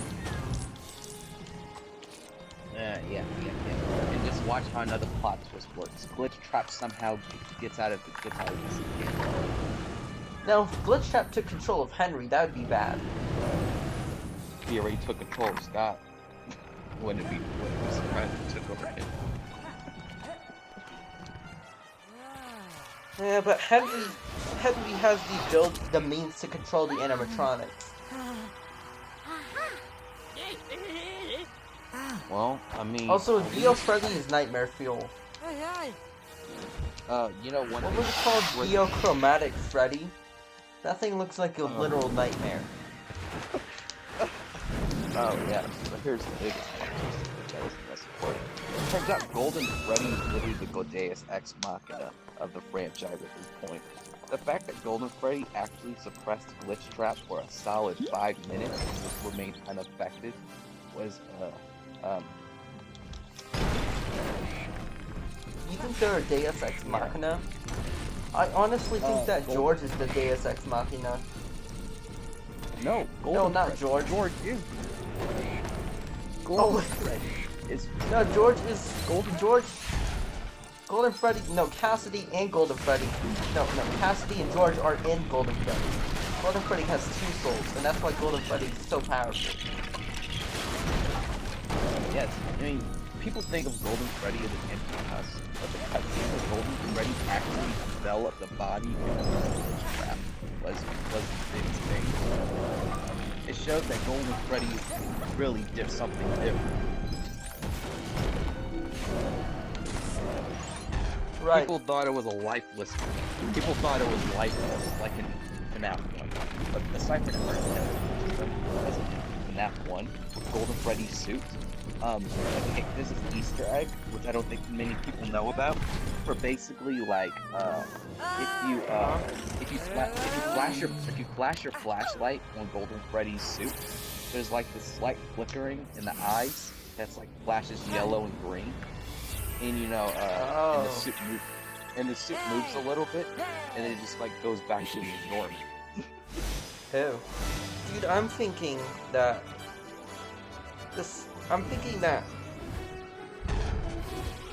we should change this CypherNet topic. No, I'm thinking that we should have let the agency rot in the other reality. I'm just kidding. No. But really, honestly, was the agency even gonna get destroyed, or should we have not have saved them? Yeah, they're a constant. I get we have an attachment to them since they're literally 4 billion years in the making. I mean, 1 billion And also, years. Let's get back to Golden Freddy stuff, though. You know, Scott's been hinting at Golden Freddy for a long time now. You know, haven't you considered strange that in FNAF 1 CypherNet version, that it's only when you shine the light in Golden Freddy's face too long that they actually attack you? Yeah, and in this version, Golden Freddy doesn't crash the game. Instead, Golden Freddy puts a file on your computer. It's kind of like a virus. And when you open it, it says, it's me, it's me, it's me, it's me. And then it says, it's us at the end. Remember that Easter egg? Yeah, then there was also the Easter egg in FNAF 4 where basically if you go under the bed, sometimes a letter would be left. And that was the first indirect reference to Glitch Trap. It kind of basically, if you did a sequence of events, you would see Golden Freddy kind of flash under the bed and drop a letter, and then when you saw it, it would basically read, "He's coming." George. Remember in FNAF 9, Balore's Ballad? Yes. Remember when Golden Freddy killed Shadow Bonnie? That was crazy. I didn't think Golden Freddy was that powerful. Then there was FNAF 10, where Electro Freddy was about to, kill you in that one cutscene, but then you see a silhouette of Golden Freddy's emptying his suit, and his suit just flash in front of him and just dismantle him completely. No, I think that FNAF Electric Boogaloo was a joke game. Okay? The electric animatronics look kind of hilarious, if you ask me.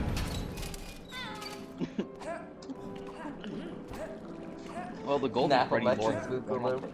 You know the funny part too, in each FNAF game after FNAF 4, there was Freddy has left a letter related to Glitch Trap. The first one was, "He is coming. George is coming. He is coming. Please stop him." Oh yeah, that's right. That's right. And the CypherNet version, George isn't a Golden Freddy. Cassidy is, and George is trapped with Glitch Trap, which is also William Afton.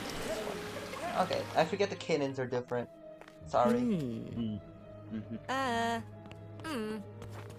But you gotta remember that Golden Freddy actually has a copy soul in Cassidy. I mean, there's a copy soul of George inside of Golden Freddy. Because we learned way later in the FNAF franchise that you can copy Remnant, essentially copying the soul. But then in FNAF 5, CypherNet version, basically, you know, I think it was Sister Location. It was the CypherNet version of Sister Location. Basically, there's an Easter egg where if you like explore the ballerina animatronics area, if you move left at like a certain area, you actually get to a secret area where Golden Freddy jump scares you, and it pulls you into like that nightmare zone. But when you get to the nightmare zone, you know how it's first person and you're exploring? Well, Golden Freddy is actually speaking to you via some form of weird telepathy. But then when you leave the flashback, you wake up as an animatronic, then immediately flash back to your body. No one knew exactly what was going on. Do you remember Borganda? Are you talking about the Borganda area? Yeah. The lower thing? Mm-hmm. FNAF security brief was so weird. That's the The thing. CypherNet version? Yeah.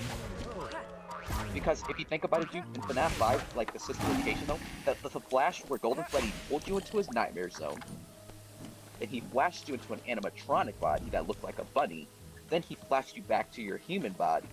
No one knew what that was. Yeah, but isn't that the main character in Security Breach? No way. Thinking of something else. Then FNAF 6 did something similar, because Scott kept hinting at it over and over again. And FNAF 6, I think it was like that working one where you do some tasking stuff, service and stuff. Basically, with Easter egg, or basically when you were like managing the restaurants, right? If you were to actually tend the animatronics at a certain time frame, then what would actually happen is a silhouette of a pixelated Golden Freddy would actually appear. And what would happen is, if you interacted with it, you would get pushed into a first person, like FNAF 1 familiar zone, right? What would happen is, nothing would happen for the entire night. But then when the end of the night comes, Golden Freddy would appear before you and throw you into the nightmare zone again. I think we should destroy the agency. What'd you say? I think they're too powerful. They literally have what would technology that can make people immortal. At that point, I think it's time to stop. Well, I mean, that's true, but let's get back to FNAF stuff. So basically, in the flashback, though, in the new Nightmare Zone, what would happen this time is the second time people will see the flashback, is they would see a sun and a moon colliding with each other. And then they would see another flashback of animatronic displacement. But this time, you got stuck as the animatronic and the flashback ended. But then, all of a sudden, everything went back to normal. But something was odd about the game. And I think after you trigger that Easter egg, your game in FNAF 6 was forever changed in one specific way that no one understood. Well, yeah, but why does the agency just let anyone who's rich enough to become immortal? They should have more policy. Don't you think? Yeah. I mean, when they Scott should, Cawthon became immortal, he let the FNAF franchise last for 1,000 years, and it's still going to this day. Well, yeah, that's true, but let's get back to it though, right? But the Easter egg is, after you trigger the Easter egg in FNAF 6, your game is changed in the way that Glitchtrap is actually stalking you about 4 times more. That's the fun part. You know, that's strange to the thing about the Easter egg. What would end up happening sometimes with some people is the Easter egg, after the Easter egg ended, they would notice that the player was weird and acting strange, like they were starting to be controlled. And sometimes when you were attending the task, you would see flashbacks of Glitchtrap. And, you know, and eventually as the game progressed after you triggered the Easter egg, eventually you just lose control. Don't you remember the Easter update? Yeah. Those new animatronics were scary. I don't like the Bonnie version. The Easter Bonnie. Oh, really? Because their eyes... The problem with the Easter Bunny is their eyes are shaped like a black hole. And when you look into them, see the way... Remember how the that game had like 40 elements in the DLC? So when you stared into if you stared into Easter Bunny's eyes for too long, you start having an existential crisis, because peering into his eyes will show you many different versions of different timelines. And that's why Scott Cawthon stopped making 40S games. Right. Now let's get to FNAF 7. Now let's get to FNAF 7. FNAF 7 was the only first FNAF game where you could play completely as an animatronic. It was kind of weird because oh yeah, it was that's right. FNAF VR didn't happen until a bit later. So FNAF 7 was more like you're playing as a animatronic. But here's the thing though. The weird thing with FNAF 7 was that it added to the lore that you were actually playing as a child named Anne. And Anne was forced into that animatronic body. But the problem is, they never actually showed the animatronic body. Everyone just knew that it was a bunny of sorts. Yeah, the canon is different than it is on Earth. I honestly like But Earth's canon more. But here's the weirdest part of the FNAF 7. The thing is, of course, it was more like a espionage FNAF game. And the thing that caught people off guard the most was the hardest part of the game was actually playing off that you're on the other animatronic side, while trying to shut them down, including yourself. But that game got too hard. Yeah, but FNAF 9 was just weird. The lore is valid. So weird. FNAF 8 was the only... Agree? I do. Now, here's the thing though. With FNAF 8, it got even weirder, because FNAF 8 introduced the idea of transferring your soul into an animatronic body to escape animatronics. And then we have FNAF VR. Help Wanted. This FNAF 10. Yeah. And FNAF 11 was Security Breach. And then we Right. had... But What was FNAF 12 again? Huh? I'm looking at the wiki page on the CypherNet.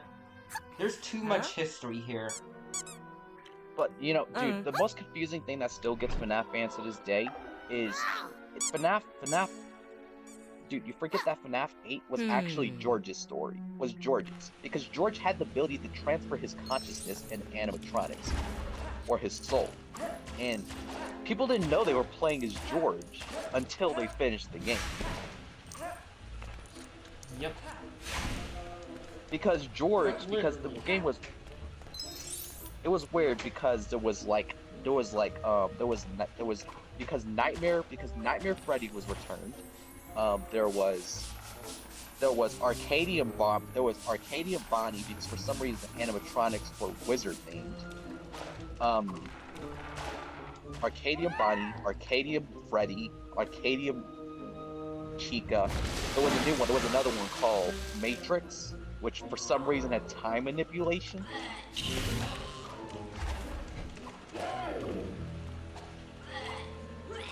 Yeah, but that was right when Apple started releasing games every 10 years.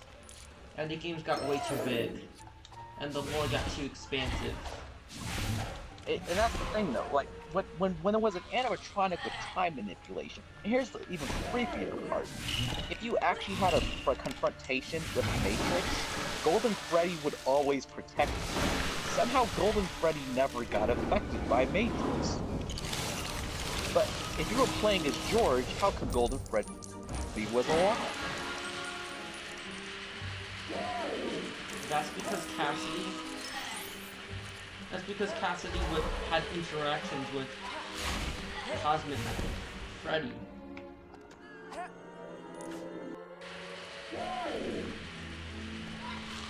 But that's the thing though.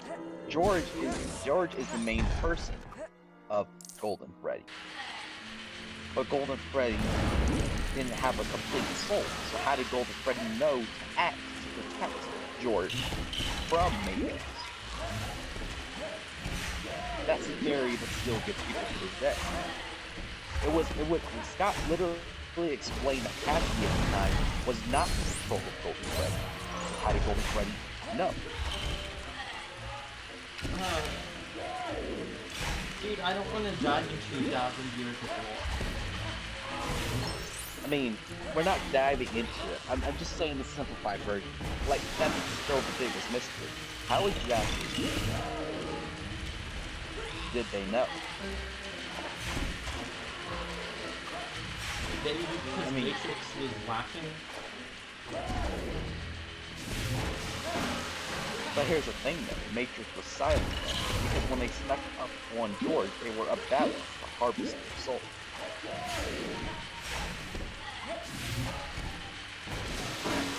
Right? But Matrix is the one who pulled Aftermath out of hell. So I don't trust Matrix at all. Well, they are a main antagonist. But they weren't the main antagonist till FNAF. Was it 15? Where's after they introduced so many characters when they should have ended at FNAF 13? I mean, that's the thing though, Matrix is still like, because the lore explains that Matrix is actually an ancient form of corruption that lives in the FNAF universe, that was decided for in canon. So Matrix preys on those who have the power to lead forces of corruption. George was special because, you know, Scott later kind of said George isn't completely human, whatever that's supposed to be.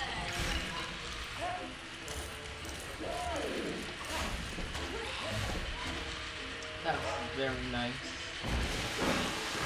Didn't you see it? They literally explained in the FNAF 13 when George came back.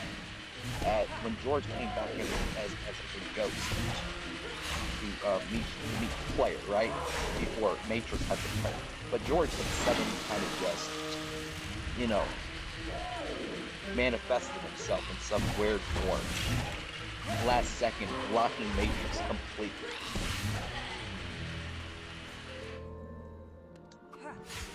You think so? Well, think about it. You remember the cutscene, right? Matrix was about to attack you on the last night, right? When you're looking at the cameras, you know how on the last night, night 7, you're forced to look at the camera and look at camera 27? Where Matrix literally flat out was staring at the screen. The moment you unfold the screen, Matrix literally is in front of you with that literally gray orb, that time orb, and he's literally about to push it into you. But then, you know, the part where George just flashes in the room and literally holds out his hand, is like, "You're done," and then Matrix is just stunned. Radio. They don't explain why George is so powerful. They just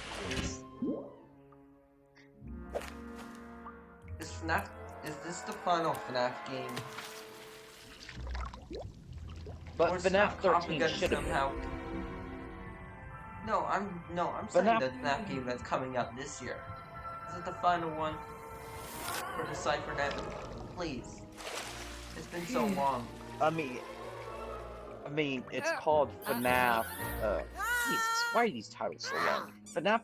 Scott doesn't even use numbers anymore. He just uses names. The next FNAF game is called FNAF, the prequel to the sequel. No. That's the game that came out last year. Oh. No.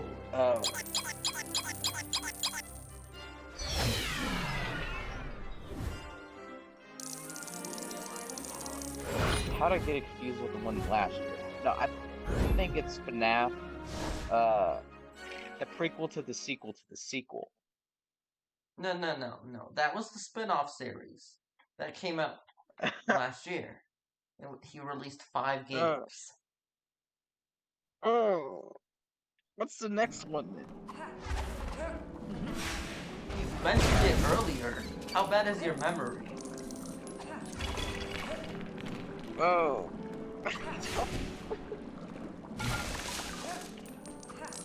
Oh, FNAF emergency. FNAF emergency, emergency escape. Yeah, it was. Yeah, no, it was emergency breach. No, it was emergency escape. Yeah, apparently there's. That's the one. Apparently there's. That's the trailer showed Matrix going ham on Afton. Yeah. Yep. But you know what? But you know what he had to do. You know, of I have a course? He theory. had I to think do- that Matrix. I think Matrix Yeah. is Afton from a different universe. Oh boy. But why does Afton hate? But why does Matrix go after George so much? Haven't you noticed that Golden Freddy's actually more uses disguise at this point, more than an actual entity, like to protect? Because think about it. In the game before the trailer, before everyone saw Emergency Escape, Golden Freddy actually started manifesting itself as a suit of armor in a way. Yeah. In the trailer, the protagonist wears it. Because Golden Freddy is the only protection against Matrix, and Afton himself, aka Glitch Trap, can't actually beat Golden Freddy because Golden Freddy has a power over Afton, or any version in general. But you can't forget the most important thing. There's over 100 books that It are makes you actually think. canon And that also, you those need to nights read. get wild. Okay, Matrix.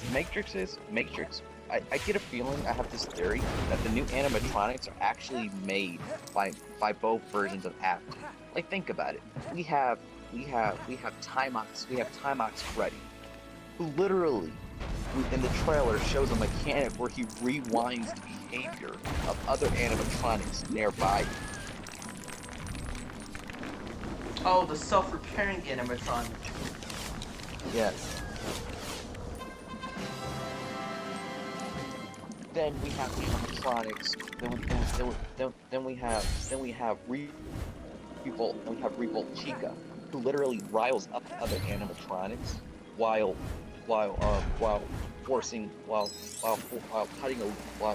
making the player have hallucinations that severely screw over their sight on the video cameras. Can't forget Chaos Belladonna.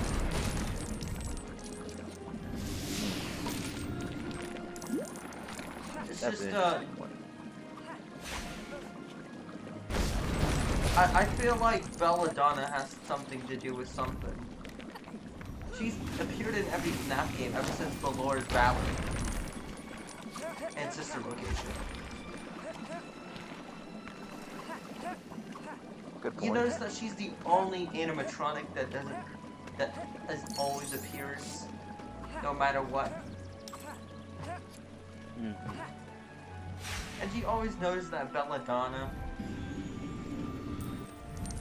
You ever notice how Belladonna is always an Easter egg? Until this game.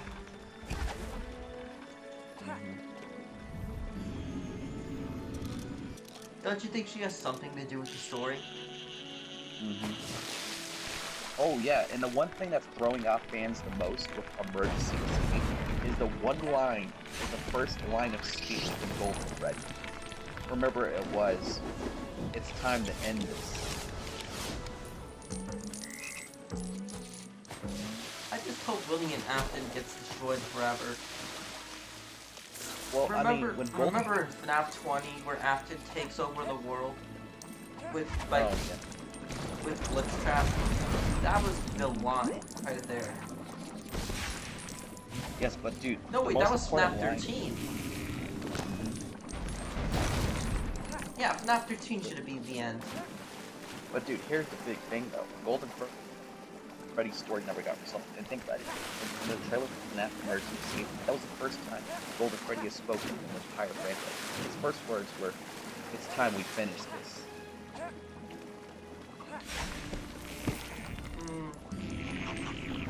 Yep.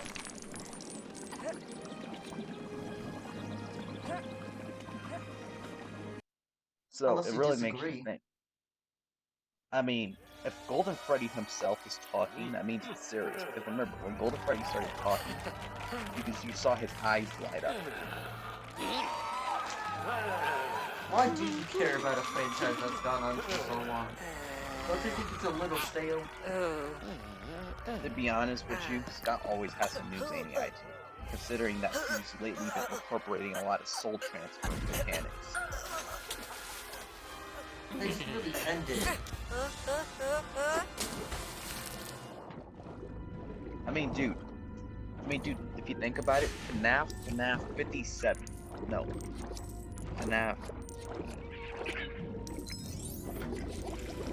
57 was the game where basically, you literally went to hell. Oh. Yeah. You mean Ultimate Don't Custom Night? Mm-hmm. No, it was the sequel to Ultimate Custom Night. It was a fully 3D free roam and custom game. Now that was ambitious. Well, it was not only ambitious, but as usual, there are Golden Freddy, Easter eggs. There's always past that point, there were too many Golden Freddy Easter eggs. Like Golden Freddy, I get it. They're like the Deus Ex Machina, that one character you shouldn't touch in the franchise because no one could beat. But what happened to Golden Puppet? Golden Puppet? What about Golden Puppet? I don't know. There's just something funny about that FNAF game where you go back in time and play in the medieval ages.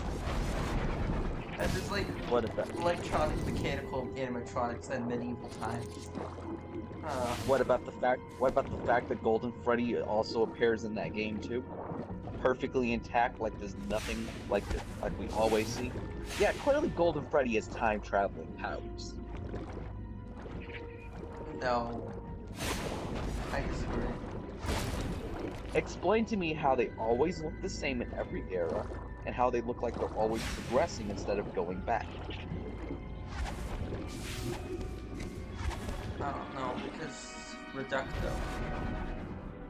This is what I'm trying to get to, dude, right? Scott hasn't clarified what Golden Freddy is. I don't even think Golden Freddy is an animatronic. But Golden Freddy isn't physical. Technically, you would say that Golden Freddy's a manifestation of an animatronic, and is actually just a projection of trapped souls. Yes, but George is Golden Freddy. Yeah, I'm thinking.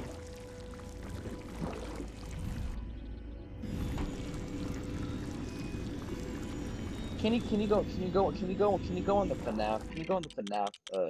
FNAF wiki real quick and look at fan theories regarding Golden Freddy? Because it's super interesting. I'm getting tired of FNAF. I know. It's franchise has gone too long. At least he has a courtesy to release a game every 10 years. Until last year, where he released 5 games. So much FNAF. Oh boy. Oh.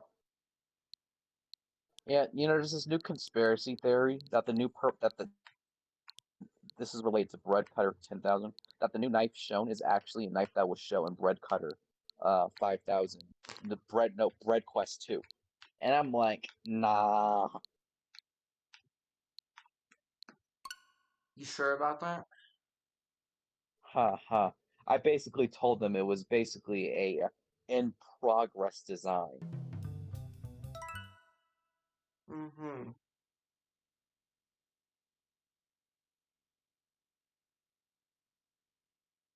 Super Mario. Super Mario 3D World! Telling Did you people play the new it's Sonic game in-progress Sega design. made?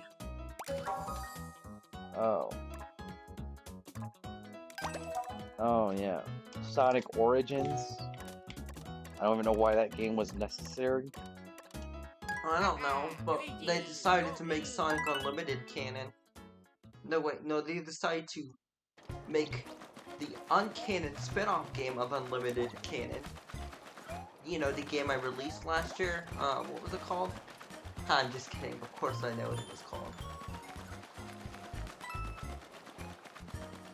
My thing Sonic though Neon. is, It was Sonic Neon, What? remember? They decided to Oh, make a game based off of that alternate universe. also, I don't know side why note, they did it. I haven't publicly announced this, but Sega, Yeah? Sega kind of went to me the other day and said, "Hey, we want you to make a Sonic table." Didn't you already? You No, know, wait, no, you didn't. Mm. and I was like, a Sonic table? What would be the special function of it? 3D World! I don't know. And, they said something like, make it moderately difficult, something along the lines of new mechanics like acceleration, A not table math that or anything, but moves. That's yeah, far-fetched. yeah, I know. The tables have only They, moved through dimensions or been rotated, but never moved location. That's kind of that's a pretty advanced puzzle if you ask me. yeah, that's kind of how it is. They said they wanted me to, they said they wanted me to make the first, 3.5D puzzle. Ew. Any puzzle that's Uh, fourth dimensional. Here's the what's problem with the fourth dimension. Once you just dude, I said factor in time, most people don't understand it. dude, I said 3.5D. So, I'll be I will back. be representing. Okay. It's time to eat. What'd you make?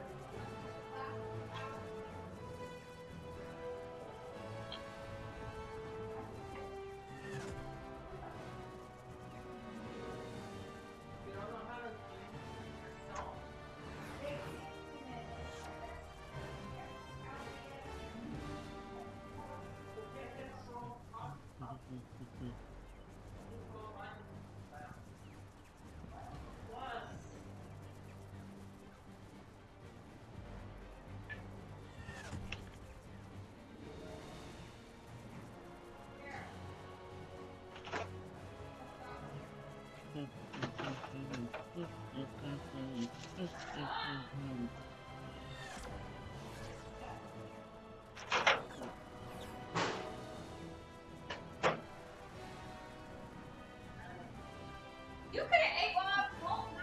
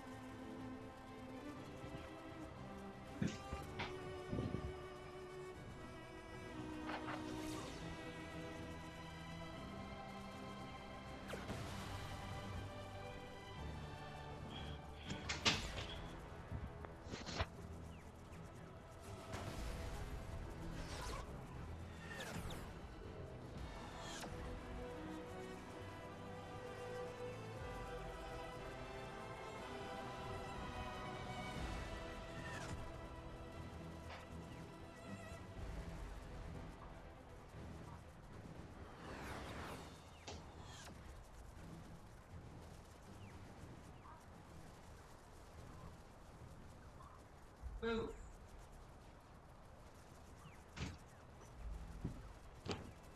Hello?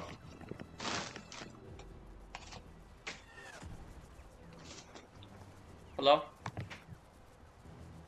Hello? Hello?